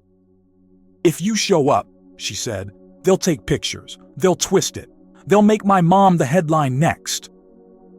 Captain Miles stepped in, calm but firm. "She's right. Caldwell wants your face in that diner. He wants a scene." I hated that he was right, because every part of me wanted to storm in there, put my body between Lily and the world, and dare anyone to speak her name like it was dirty. But that's not how this war worked, not yet. So I let her go, with Noah behind the wheel. Lily in the passenger seat staring straight ahead like she wouldn't give the town the satisfaction of seeing her flinch. Miles followed in a separate vehicle at a distance, the way shadows follow light. I stayed behind, pacing the study, watching my phone like it was a live wire. By day 2, hour 37, Evelyn called again, voice tighter than before. "Mason filed supplemental evidence," she said. "They're leaking the escrow detail as proof." "How do they even have that?" I snapped. "They don't have your documents," she said. "They have a story and a few anonymous sources. That's all they need to poison perception." Perception. That word hit me like an old lesson my father used to teach me with a whiskey glass in his hand and disappointment in his eyes. Money buys lawyers. Influence buys airtime. But perception buys the crowd, and the crowd will convict you before the judge even enters the room. By day 2, hour 38, my phone buzzed with a number I didn't recognize. I answered without thinking. Silence. Then a voice, low and smooth, the kind that enjoys the damage it causes. "Your father would be ashamed," Caldwell said. My hands went cold. "You're doing this to her," I said. "I'm doing this for the institution," he replied, almost amused. "The world loves a moral lesson, Jack. Spoiled son buys a bride.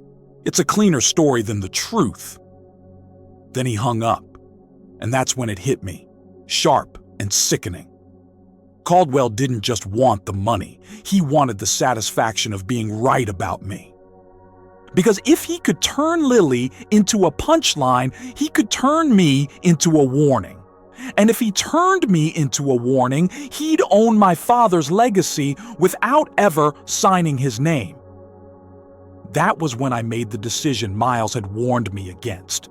Not because I was brave, because I couldn't stand the idea of Lily walking into her mother's diner alone while I hid behind strategy like it was morality. I grabbed an old cap from the coat closet, a plain jacket, nothing expensive, nothing recognizable. Miles watched me without moving. "You go in quiet," he said. "Back entrance. No hero moments." Noah's voice came through on speaker while I headed for the truck, wind snapping against the estate windows. "Jack," Noah said. His tone was low, controlled, too controlled. "They're here." "Who?" "Inspectors," he said. "2 of them. And a guy in a suit across the street pretending he's waiting for someone." Caldwell's eyes. Noah kept talking. "They're nitpicking everything. Freezer temp, paperwork, sink measurements, stuff that doesn't even make sense. They're trying to shut the place down." In the background I heard June Harper's voice. Older, tired, still trying to be polite while her world got kicked in. Then Lily's voice cut through, soft but firm. "She's not shutting us down today," Lily said. My chest tightened with something tangled. Pride and fear knotted together. Noah exhaled. "She's handling it, man. Like she's done this her whole life." Cold daylight followed me into town. The kind of gray-blue light that makes everything look honest and unforgiving at the same time. Streets that should have felt normal. Mailboxes, pickup trucks, little storefronts now felt like a stage. Because the moment I turned onto the diner's road, I saw it. Not the inspectors, the people, heads turning, eyes lingering, phones in hands, screens bright like little verdicts. A normal place poisoned by a rich man's story. When you're judged by strangers, you can feel it in the air before you hear a word. It's a pressure, a tilt, like the world is leaning just slightly against you. I parked behind the diner near the supply door where the trash bin sat and the wind smelled like fryer grease and cold metal. I stayed low. Miles's voice was still in my head. No hero moments. Inside, the diner sounded wrong. It was open, but it didn't have its usual rhythm. No friendly chatter, no clinking plates, just tense voices and the scratch of papers on the counter. I stepped in through the back and froze near the kitchen doorway. June stood behind the counter, shoulders squared, face pale but determined. She held herself like someone who'd been tested for decades and refused to let one more test break her. Two inspectors stood near the register.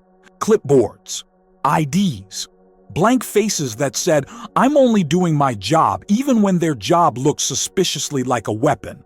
And across the room near the window sat the man in the suit Noah had mentioned.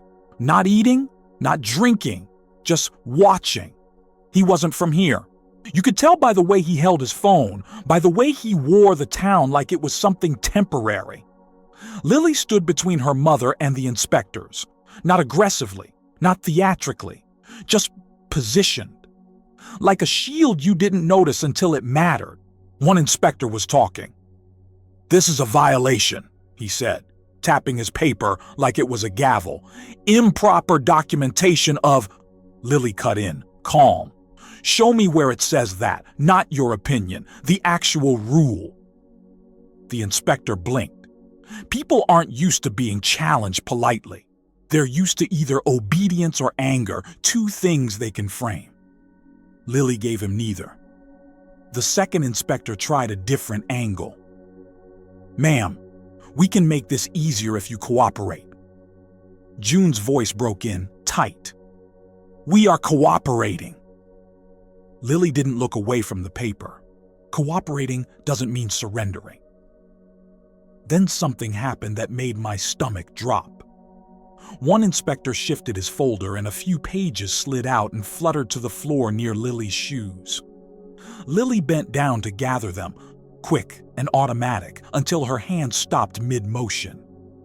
I saw it from where I stood. A heading on the top page, a seal, a block of text with my full name, not Jack the guy who drank diner coffee, Jack Carter, and beneath it, an attached photograph, not of me in the cap, not of me in the pickup, a corporate photo, clean, official, the kind used in boardrooms and magazines. Lily's face didn't change dramatically, but something went very still behind her eyes. Like a door had shut softly in her mind. The disguise was cracking. And then I noticed something else on the dropped pages. A small detail most people would miss because they'd be too busy staring at the headline version of the story. A cover sheet, a fax stamp, a sender. Not the county, not the state, not the inspector's office. A private compliance firm with an address that didn't match anything local. And in the corner, a typed line, Re Harper Diner, priority review, requested by... The name was partially smudged, but you could still read the first letters. C-A-L. My blood went cold. The first piece of paper trail, not proof enough to win a court case yet, but proof enough to know this wasn't random enforcement. This was targeted. This was Caldwell reaching into Lily's world with clean hands and dirty intentions. Lily slid the papers back into the folder without making a scene. That's what stunned me most. She didn't announce it. She didn't gasp. She didn't turn and demand answers in front of strangers.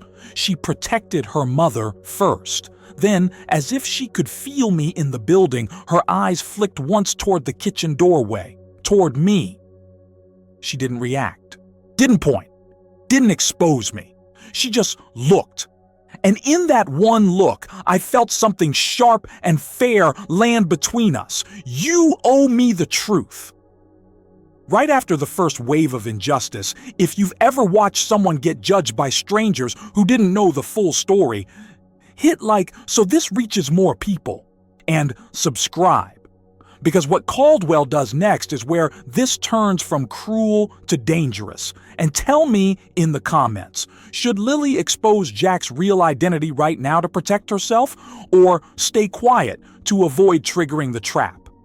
Type expose or hold and explain why.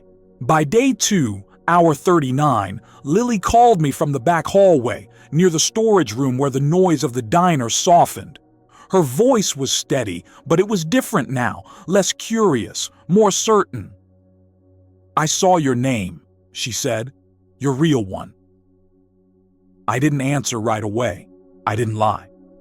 But I didn't confess either. The silence did the confessing for me.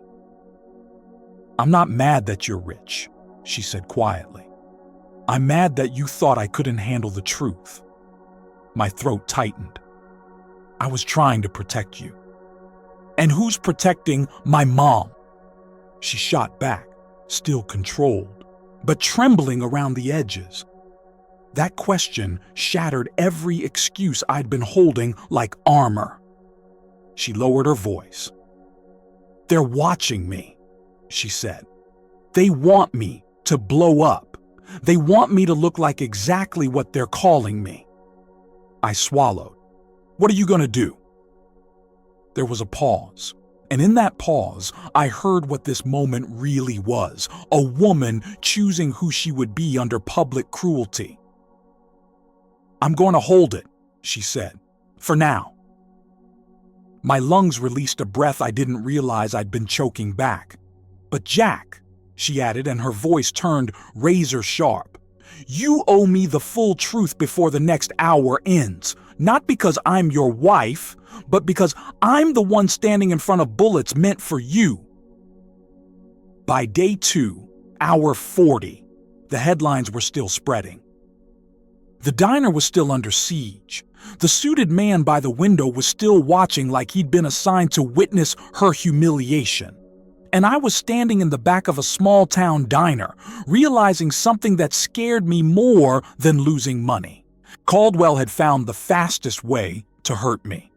He wasn't attacking my fortune. He was attacking the one good person I'd pulled into my life. Lily chose to hold the truth in her hands, but that night, Caldwell stopped using headlines and started using shadows. By day 2, hour 42, the house didn't feel louder. It felt watched.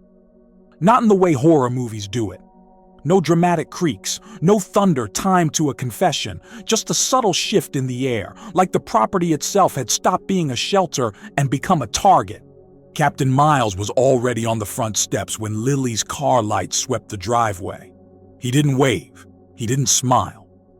He stood the way men stand when they've learned to listen to silence for information. "You all right, ma'am?" he asked the second she stepped out.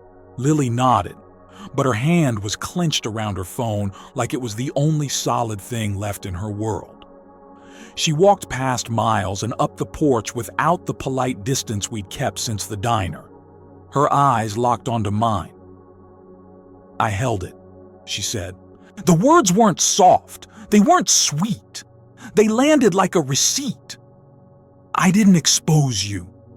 My throat tightened. "Your mom?" Lily's jaw set. "They tried to break her. They failed." Then she stepped closer, lowering her voice like the night itself might be listening. "But someone dropped paperwork with your full name on it," she said. "I know who you are now." My first instinct, my old, trained instinct, was control. Explain later. Manage the damage. Decide what truth to release and when. But Lily's face stopped me. She wasn't hunting for drama. She was asking for respect. "I'll tell you everything," I said. "Tonight. The full truth." Captain Miles turned his head slightly toward the driveway, like the word tonight had weight. "Tonight might come sooner than you think," he murmured. As if to prove him right, Noah's car rolled in fast, tires crunching too loud on the gravel. Noah got out pale, eyes scanning the tree line the way a man scans a crowd after a bad feeling becomes a real one. "Jack," he said, voice tight, "there's a black sedan half a mile down the road. Same one from earlier. It's been there a while." Miles didn't blink. "They're waiting for a pattern." Lily's eyes narrowed. "What kind of pattern?" Miles looked at her then. Really looked. "The kind that tells them where the weak spot is," he said, and my stomach sank, because I knew the answer before he said it. The weak spot wasn't the trust, it wasn't the lawyers, it was Lily. Because she was human, because she had a mother, because her life could be wrecked with one shove and a camera flash and a headline that never let go. By day 2, hour 43, we tried to return to something that looked like normal, because that's what people do when they're scared. They pretend routine can keep danger outside. Lily went into the kitchen and made tea. She washed her hands twice without noticing. She stood at the window for too long, staring out into the trees like she expected someone to step out with a grin and a phone. I walked into my father's study and opened the drawer where I'd kept the key to the cedar box. My fingers hovered above it, not touching, because the box wasn't just evidence, it was my father's final voice. And I didn't trust myself to hear it yet, not with fear in my chest and a countdown in my ribs. Behind me, Miles's voice was low. "Sir, you need to move it." I turned. "You think he'll come into my house?" Miles's expression didn't change. "He already has. Through your phone, through the town, through her reputation. Tonight, he tries a door." Cold slid down my spine. Lily appeared in the doorway as if she'd been pulled there by the same instinct that kept Miles alive. "I don't want to be the reason you lose everything," she said. I answered too fast. "You're not." Then I corrected myself, because the truth mattered now. "You're the reason I might finally deserve it." Lily's eyes flickered, not in a romantic way, not melting, not soft, just that tiny shift when someone realizes you're capable of being honest, even when it costs you. Then Miles's radio crackled. A brief burst of static, a single word from one of the exterior cameras. Motion. The room tightened. Miles moved first, not running, not panicking, just purpose. "Stay inside," he told Lily. Lily didn't move. "No." I didn't argue. I just stepped with Miles because I could feel my heart climbing into my throat. Outside, the air was sharp enough to sting. The porch light cast a pale circle on stone. Beyond that circle was darkness and trees and the quiet hum of the highway, distant enough to feel like another world. We reached the driveway where one of the estate vehicles sat under the light, an older SUV used for errands, the kind no one noticed. Miles crouched near the front end. His voice went flat. "Brake line." I stared. "What?" He pointed. "A clean slice, fresh, not an accident, not wear and tear, precision." My stomach flipped. This wasn't sabotage for property. This was sabotage for people. If Lily or Noah had driven that vehicle back into town. Noah muttered something under his breath that sounded like a prayer and a curse mixed together. Lily stepped closer, and when she saw it, her face went pale. She didn't scream. She didn't collapse. She whispered, "Oh my God." And in that whisper, I heard something shift inside her, courage sharpening into real fear, the kind that doesn't care how strong you are. I stepped between her and the vehicle without thinking. Not for the trust, not for my father's name. Because the thought of her dying in a tidy accident that looked clean on paper made me feel sick. That's when I understood how Caldwell could win without ever touching the trust clause. He could scare Lily into leaving. And then the story would become Waitress ran when she saw what she'd gotten into. By day 2, hour 44, Evelyn called again, breath tight like she'd been sprinting through paperwork. "Jack," she said, "I'm hearing chatter. Caldwell's pushing for an emergency in-person review early tomorrow. They want you rattled. They want you making mistakes." "Mistakes like what?" I asked. "Like a police report," she snapped. "Like a scene. Like anything that makes this marriage look unstable." Her voice dropped. "And Jack, Whatever your father left, keep it secure. I looked at the hidden panel in the study wall like it had suddenly become a target painted on my house. The cedar box, no longer symbolic, the objective. I ended the call and turned to Miles. They're coming for it. Miles nodded once. Yes. Lily stood in the doorway again, as if she couldn't help being present when truth gathered. What is it? She asked. I met her eyes.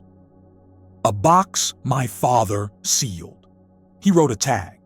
It says it can only be opened with my wife present. Lily's face tightened. Then open it. I exhaled. Not yet. Jack, she said softly, someone just cut a brake line.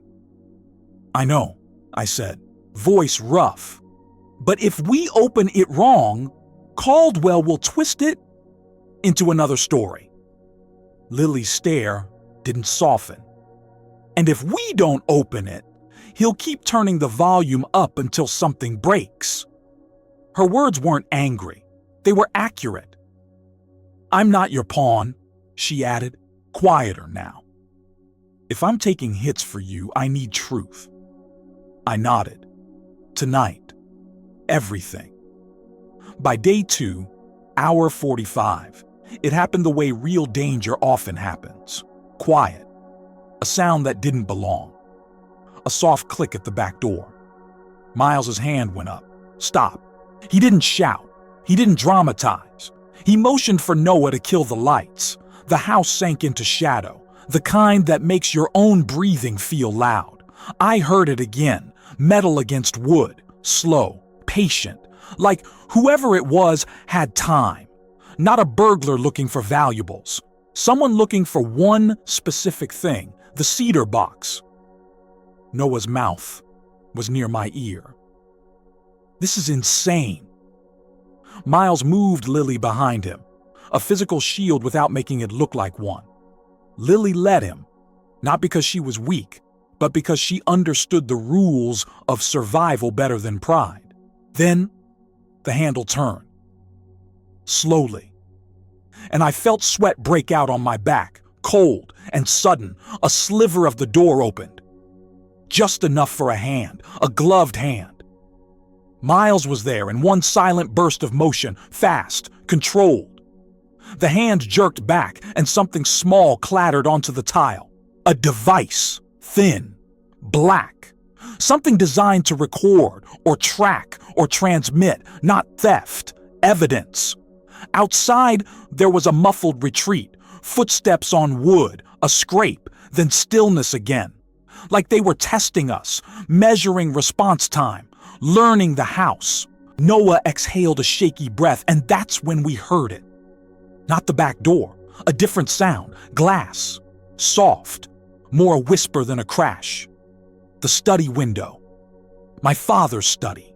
Where the hidden panel was, my blood went to ice. I ran. Not like an action hero. Like a man who suddenly understood that a lifetime could be stolen in seconds. Jack, Miles hissed, but I was already moving. And Lily, God help me. She moved too. No, I whispered. Lily, stay. But she was already in the hallway, breath sharp. Eyes fixed, refusing to be separated from the truth again. We reached the study door. It was cracked open. The lamp on my father's desk was off, but moonlight and security glow spilled in enough to outline a figure inside, dark clothes, face partially covered. He held a bag in one hand. The other hand was reaching for the wall, for the panel, for the box. I stepped forward without thinking.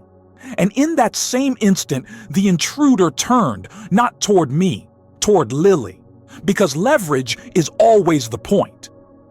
He lunged, fast, trying to grab her arm, trying to pull her into the story as proof that she was the problem.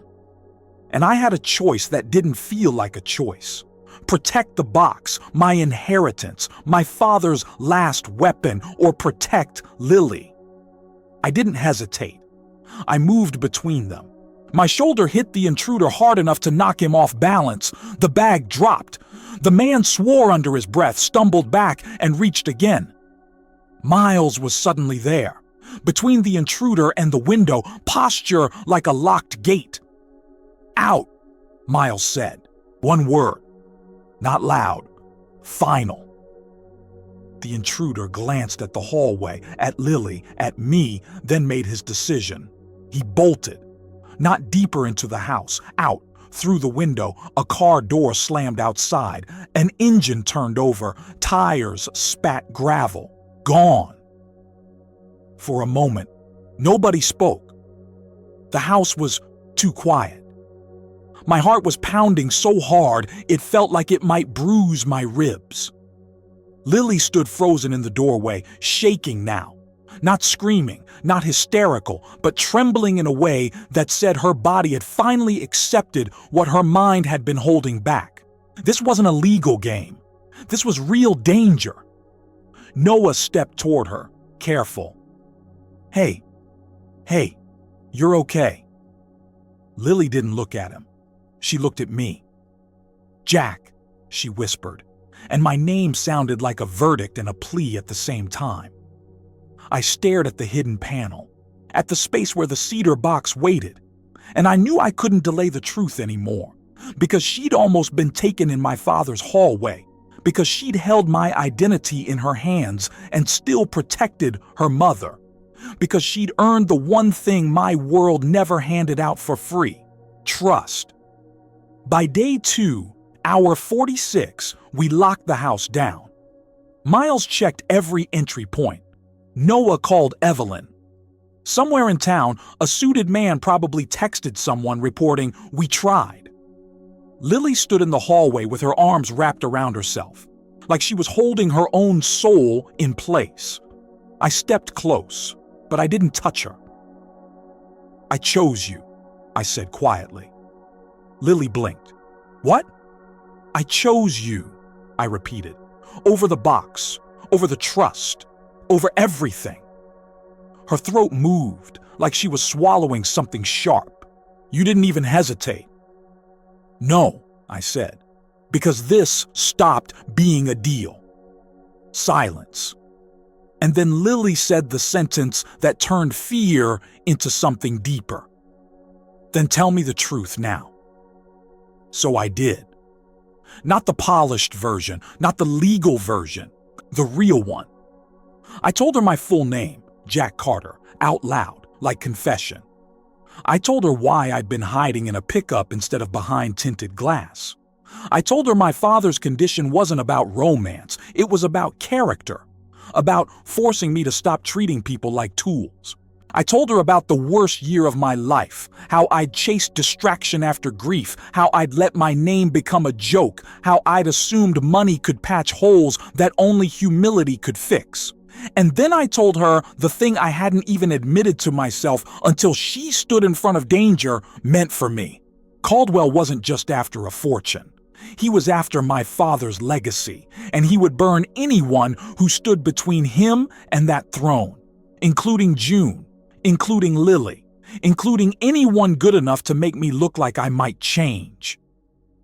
Lily listened without interrupting, and when I finished, her voice was quiet, steady, and terrifying in its clarity. "Okay," she said, "just one word. Not forgiveness, not a promise, a decision." Then she glanced at the study door, at the broken window, at the darkness beyond it. "And now," she said, "we open the box. If someone broke into your home for one secret, would you run to protect your family, or would you fight to expose the person behind it? Comment, run, or fight, and subscribe. Because what's inside that cedar box is the first truth Caldwell can't rewrite. They didn't break in to steal jewelry. They broke in for my father's last message, because whatever was inside that box could end Caldwell, or end Lily. By day 2, hour 22, the world then shows up like it was vibrating from the break-in. Vehicles. One not ahead with noise, to sweep, with one consequences. behind to watch. Captain Miles Noah didn't let drove us the leave second the estate car. like People jaw who set so believed in tight I luck. thought his teeth might He crack. moved us. Evelyn Like met us people at a who'd private learned that entrance of a danger high-rise doesn't that announce looked too itself. clean to Danger hold anything studies ugly you. inside it. Polished stone floors, security guards trained to look bored. The kind of building that pretends it's above human drama. It wasn't. This wasn't a meeting. This was a verdict dressed up in paperwork. Lily walked beside me with her shoulders squared, hair pulled back, the same plain sweater she'd worn when the world decided to turn her into a headline. No makeup beyond what she always wore, nothing for show, nothing to soften the truth that she'd been hunted for the last several hours. She didn't look like someone chasing a billionaire's life. She looked like someone trying to keep her dignity alive. Evelyn's voice stayed controlled, but I could hear the fatigue in it. The kind lawyers get when they've stopped sleeping and started calculating survival.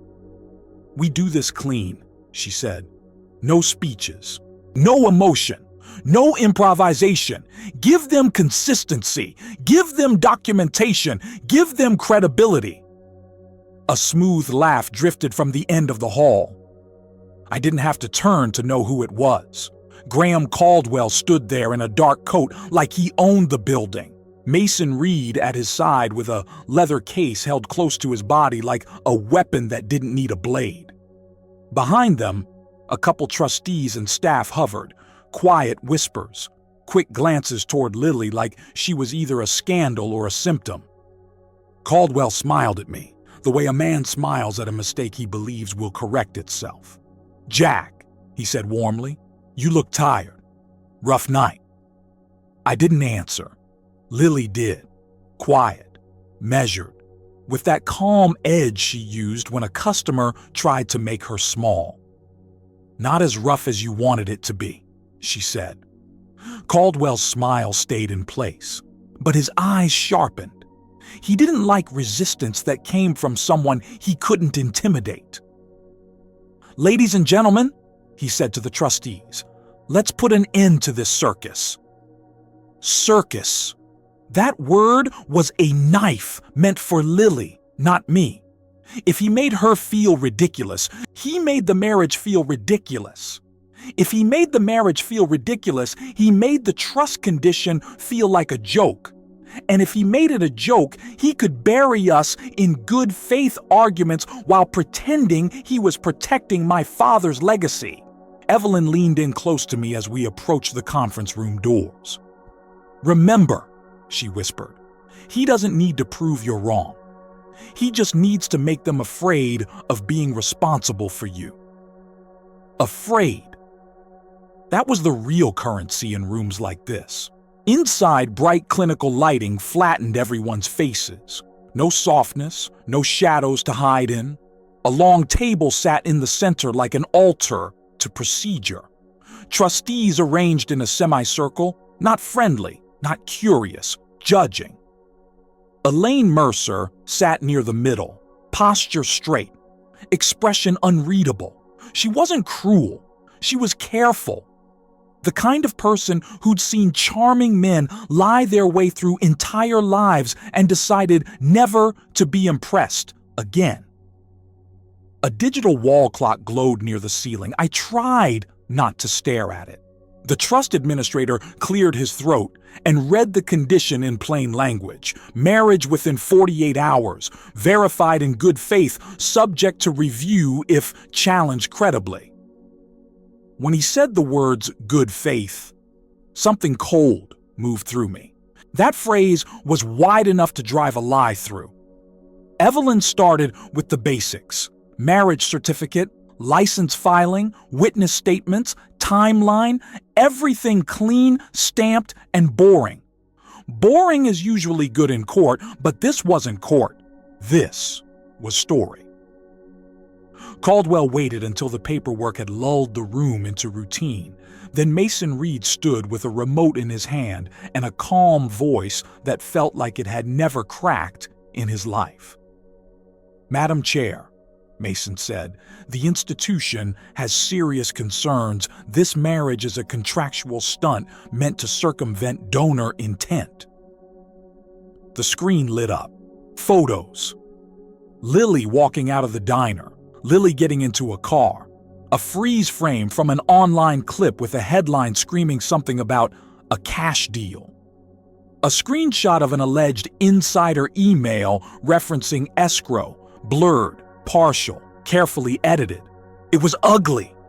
Not because it was definitive. Ugly because it was believable enough to poison strangers. Mason's tone stayed polite. "Ms. Harper," he said, "were you compensated for your participation?" The room tightened. I felt Lily inhale slowly beside me. Not panic, control. Elaine's voice stayed steady. "Ms. Harper, you may answer if you choose. This committee is evaluating good faith." Lily nodded once. "Yes," she said. "He offered compensation through escrow, clean, documented, traceable." Mason's mouth twitched like he'd just gotten what he needed. But Lily wasn't finished. "And I refused to proceed until my conditions were agreed to," she continued. "Respect, safety, no humiliation, no collateral damage, no lies that hurt innocent people, an exit clause if I felt threatened." Elaine's eyes narrowed slightly. "Those are unusual terms." "They're human terms," Lily said. "The kind you set when you don't plan to be owned." That landed, not loudly, not theatrically, like a weight on the table. Caldwell leaned forward with his hands folded like he was about to deliver a sermon. "I admire your spirit," he said gently. "But spirit can be scripted." That sentence was poison dressed as compassion. Then he turned to the trustees with a sad paternal expression. "My dear friend loved his son," Caldwell said. "But Jack has struggled. We all remember the headlines, the parties, the instability." I felt my jaw tighten. Caldwell's eyes slid to Lily.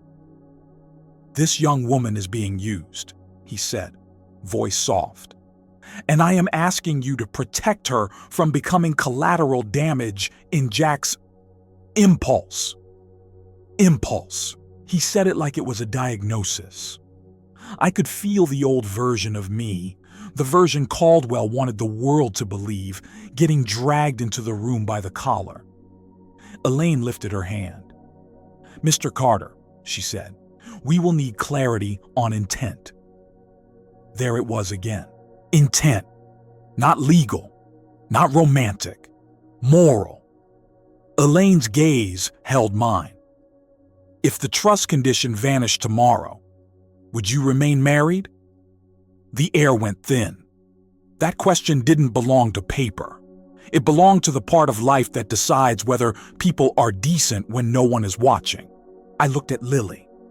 She didn't look at me like she expected a perfect answer. She looked at me like she expected truth. And in that moment, I realized something that scared me more than Caldwell. I couldn't hide behind procedure anymore. "I won't pretend we met under normal circumstances," I said, "and I won't pretend there wasn't pressure. But I entered this marriage intending not to use her, not to buy her, not to ruin her life for my survival." Elaine didn't blink. "That still isn't an answer." Caldwell's voice slid in, soft as a blade. "Then, prove it." Mason opened his leather case, and that's when Lily's eyes changed. Not fear, recognition. Her gaze locked onto the corner of a document sticking out of Mason's case. A faint watermark, small, almost invisible unless you were trained to notice details. A cedar tree. My father's stationery mark. Lily leaned toward me and whispered, barely sound, "Jack, your father used that cedar mark, right?" My stomach dropped. "Yes," I whispered back. Lily's eyes narrowed. "Then why is it in his case?"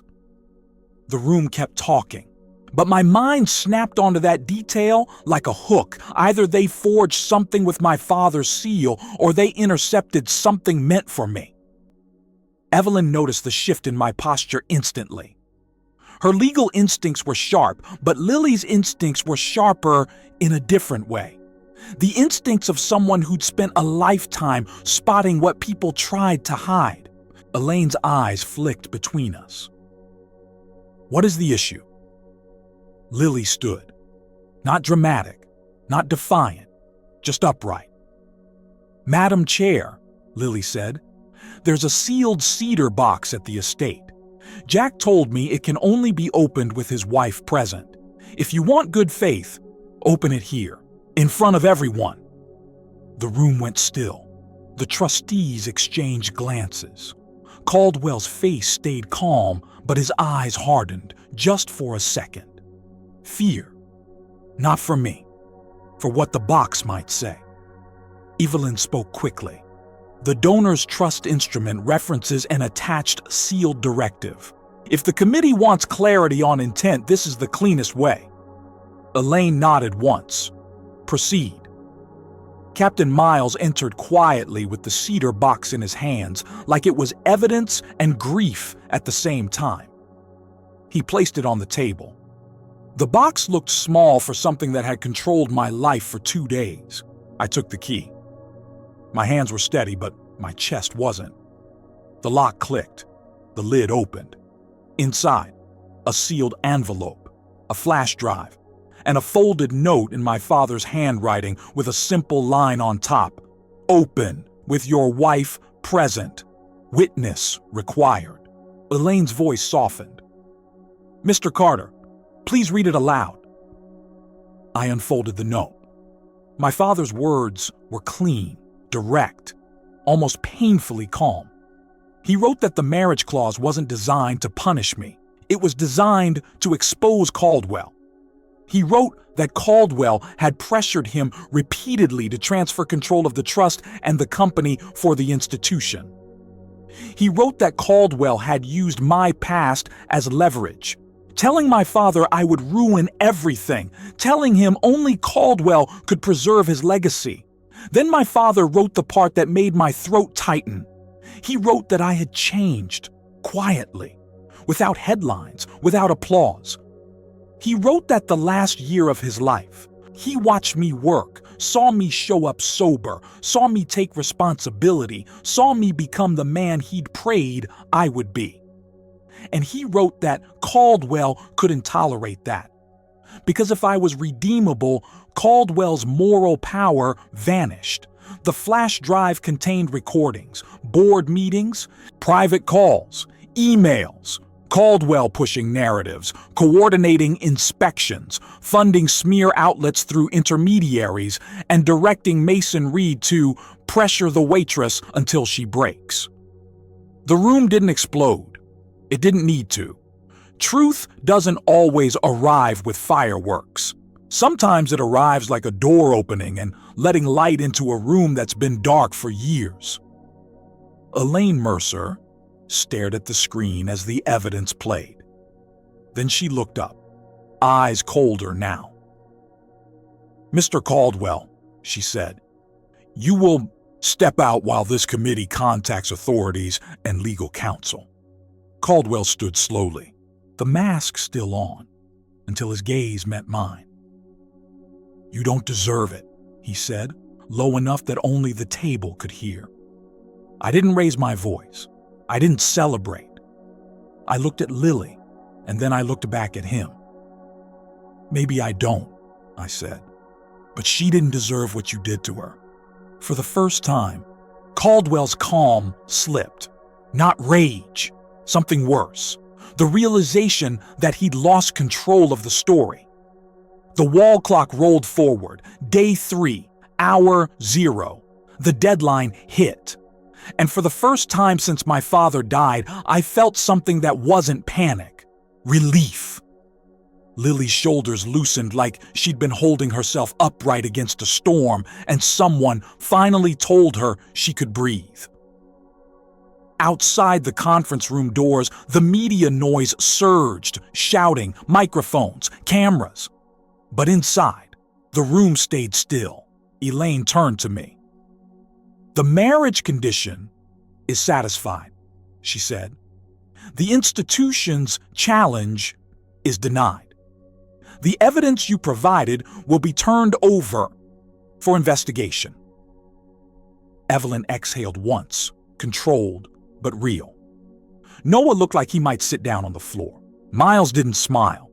He simply stood straighter, like a man relieved his duty hadn't failed. And Lily didn't look triumphant. She looked vindicated, like her dignity had survived the machine that tried to crush it. And me? I realized something that I didn't expect to be the final lesson of a 48-hour war. The money didn't save me. The truth did. And the truth didn't come from my world, it came from hers. If you were in Lily's shoes, would you have stayed after the headlines, the inspection, and the break-in, comment, stay, or leave, and tell me why? I read every single one. At midnight, the trust clock stopped, but Lily and I were standing in the wreckage it left behind, and the only question left was whether we'd keep pretending or finally choose what was real. Day 3, hour 0. Midnight. The world goes quiet. The elevator ride down felt longer than the entire last 2 days. Up there, the trust room was still buzzing. Security, lawyers, phones lighting up, people rushing to control the story like the story was a wildfire and everyone was carrying a bucket with a hole in it. But once those doors closed, the noise got cut off like a cord.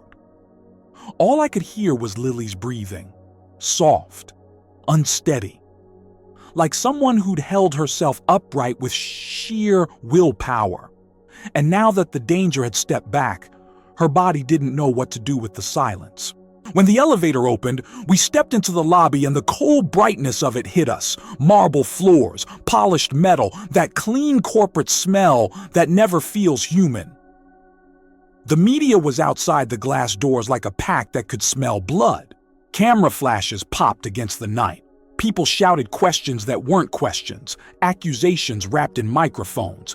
Jack, did you pay her? Lily, are you a victim? Is the marriage real? What did Caldwell do? Captain Miles angled his body between us and the glass.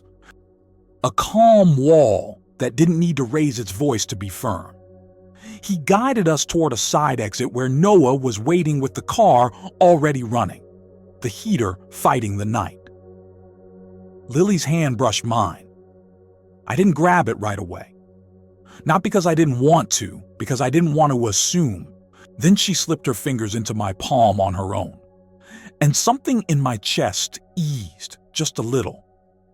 For the first time since my father died, I wasn't alone in the dark. Day 3, hour 1. The diner reopens. The same table, a different world. We didn't go back to the estate first. Lily sat beside me in the back seat, eyes tired but clear. She looked out at the city like she didn't trust the quiet yet. Then she looked at me and said, simple as a prayer, "Can we go to my mom?" Noah glanced in the mirror, surprised for half a second, then nodded like he'd already decided Lily was family too. We drove through a sleeping town toward the diner. The sign was off. The windows were dark. The parking lot was empty except for June's old sedan, parked crooked like it had been abandoned in a hurry. Lily reached the door first. June Harper opened it wearing a cardigan, hair messy, face pale from 2 days of fear she tried not to show her daughter. When she saw Lily safe, June's knees almost buckled. "Oh, honey." She pulled Lily into her arms like she'd been holding her breath since the first headline hit a phone screen. I stood there awkwardly at the doorway, hands in my coat pockets, feeling like an intruder in something sacred. June looked up at me, eyes searching my face like she was trying to match it to the villain the internet had painted. Then she said something that broke me a little. "Thank you for bringing her back." I didn't correct her, because I hadn't brought Lily back. Lily brought herself back through dignity courage, and a stubborn refusal to be crushed. Inside, the diner smelled like yesterday's coffee and lemon cleaner. Familiar, comforting. The same counter, the same worn booths, the kind of place that holds people together without asking for credit. Lily flicked on the lights one by one. The room brightened slowly, like it was waking up and realizing it was still alive. June put a hand to her chest and exhaled, like she was giving herself permission to breathe again. And in that quiet, Lily glanced at me and said the words that mattered most. Now you tell me the whole truth. Day 3, hour 2, my confession. Not a sob story, a reckoning. We sat at the booth closest to the window, the booth where I first saw Lily correct a man's change with a gentle firmness that made me pay attention. Back then, I didn't know I was watching my own future walk around in an apron. Captain Miles stayed near the entrance, giving us space, but staying close enough to protect us. Noah took June into the kitchen to check the freezer, which was his way of letting Lily and me have privacy without making it weird. Lily folded her hands on the table like she was grounding herself. "Start with the part Caldwell used," she said. "The past." I stared at the sugar dispenser, and I told her. I told her about my early 20s, how grief and privilege mixed into stupidity. How I thought loud nights could drown out a quiet ache I didn't know how to name. How I turned pain into noise because noise felt like control. I told her I wasn't evil, I was empty. I told her about the night my father sat me down and didn't yell, didn't punish, just looked at me like he was afraid he'd lose me while I was still breathing. "You don't need a perfect woman," my father had said once. "You need a good one, and you need to become the man worthy of her." Lily's eyes softened, just a fraction. Not pity, not romance, recognition. I told her that in the last couple years I'd been sober more than I'd been drunk, that I'd been working for real, not for show, that my father had begun trusting me again, promoting me, leaving me in charge of things that mattered, letting me earn it the hard way. "And then he died," I said quietly. And I thought all that progress didn't count anymore. Lily watched me like she was weighing whether my truth felt like truth. Then she asked the question no one asked in that trust room. "Did you come to the diner because you needed a wife, or because you needed to feel human again?" The answer hit me like air after drowning. "Both," I admitted. But the second one surprised me. Lily's eyes shone, but she didn't cry. Not yet. She just nodded once, like a person who respects honesty more than charm.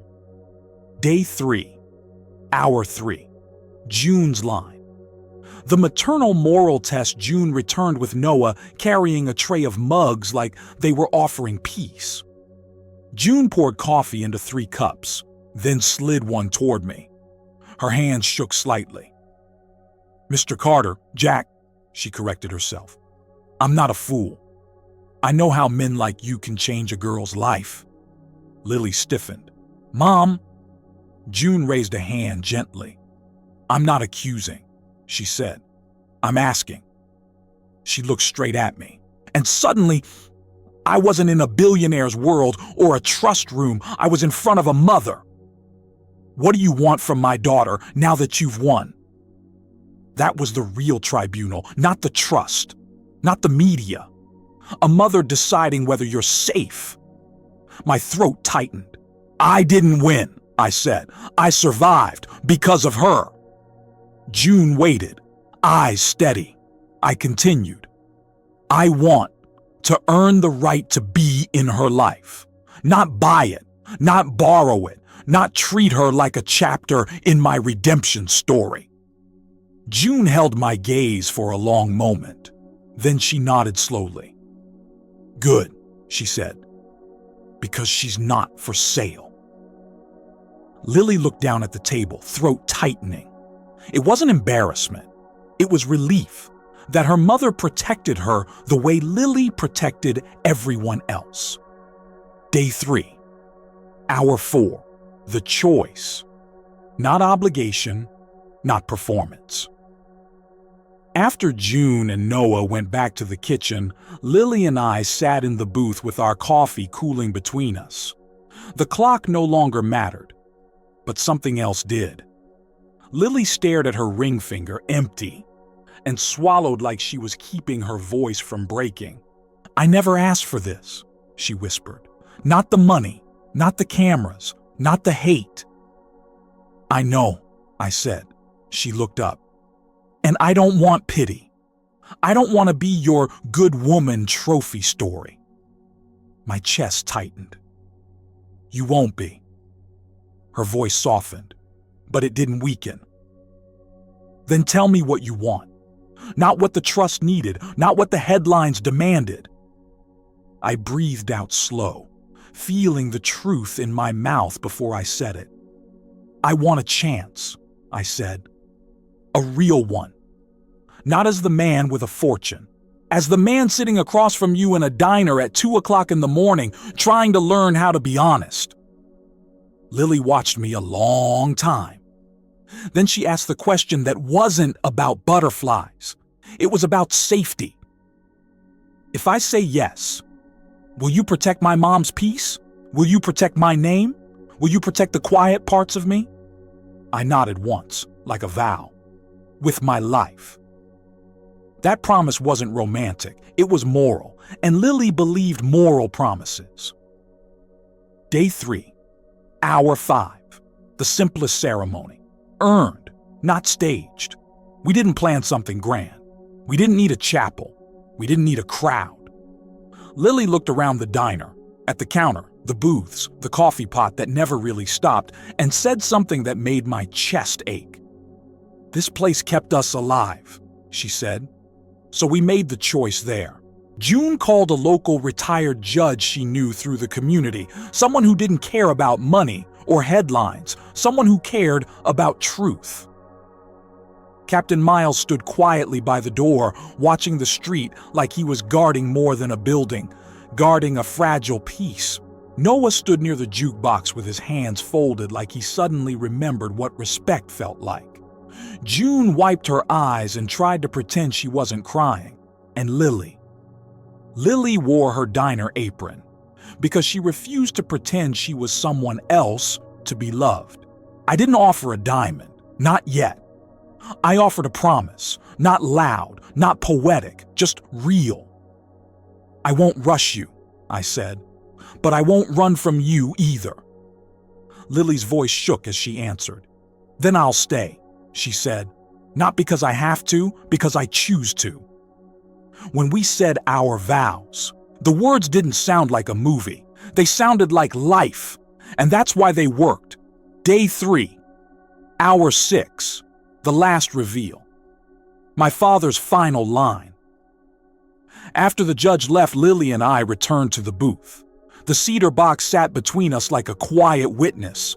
Inside it, beneath the flash drive, there was one more folded page I hadn't read out loud. A personal note. I opened it with Lily watching, and my father's handwriting stared back at me like a hand on my shoulder. It wasn't long. It said he didn't put the clause in place to trap me. He put it in place to force Caldwell into the light. And then he wrote one sentence that made my vision blur. "Choose the woman who makes you more honest than you are afraid." I looked up at Lily, and she looked like she'd been trying not to cry since we walked into that trust room. The tears came now, quiet, relieved, like something unclenching inside her. Not because we won, because we were finally safe enough to feel. Day 3, hour 7 to hour 8, comfort payoff. Routine is healing. When morning began to show itself, June flipped the sign to open.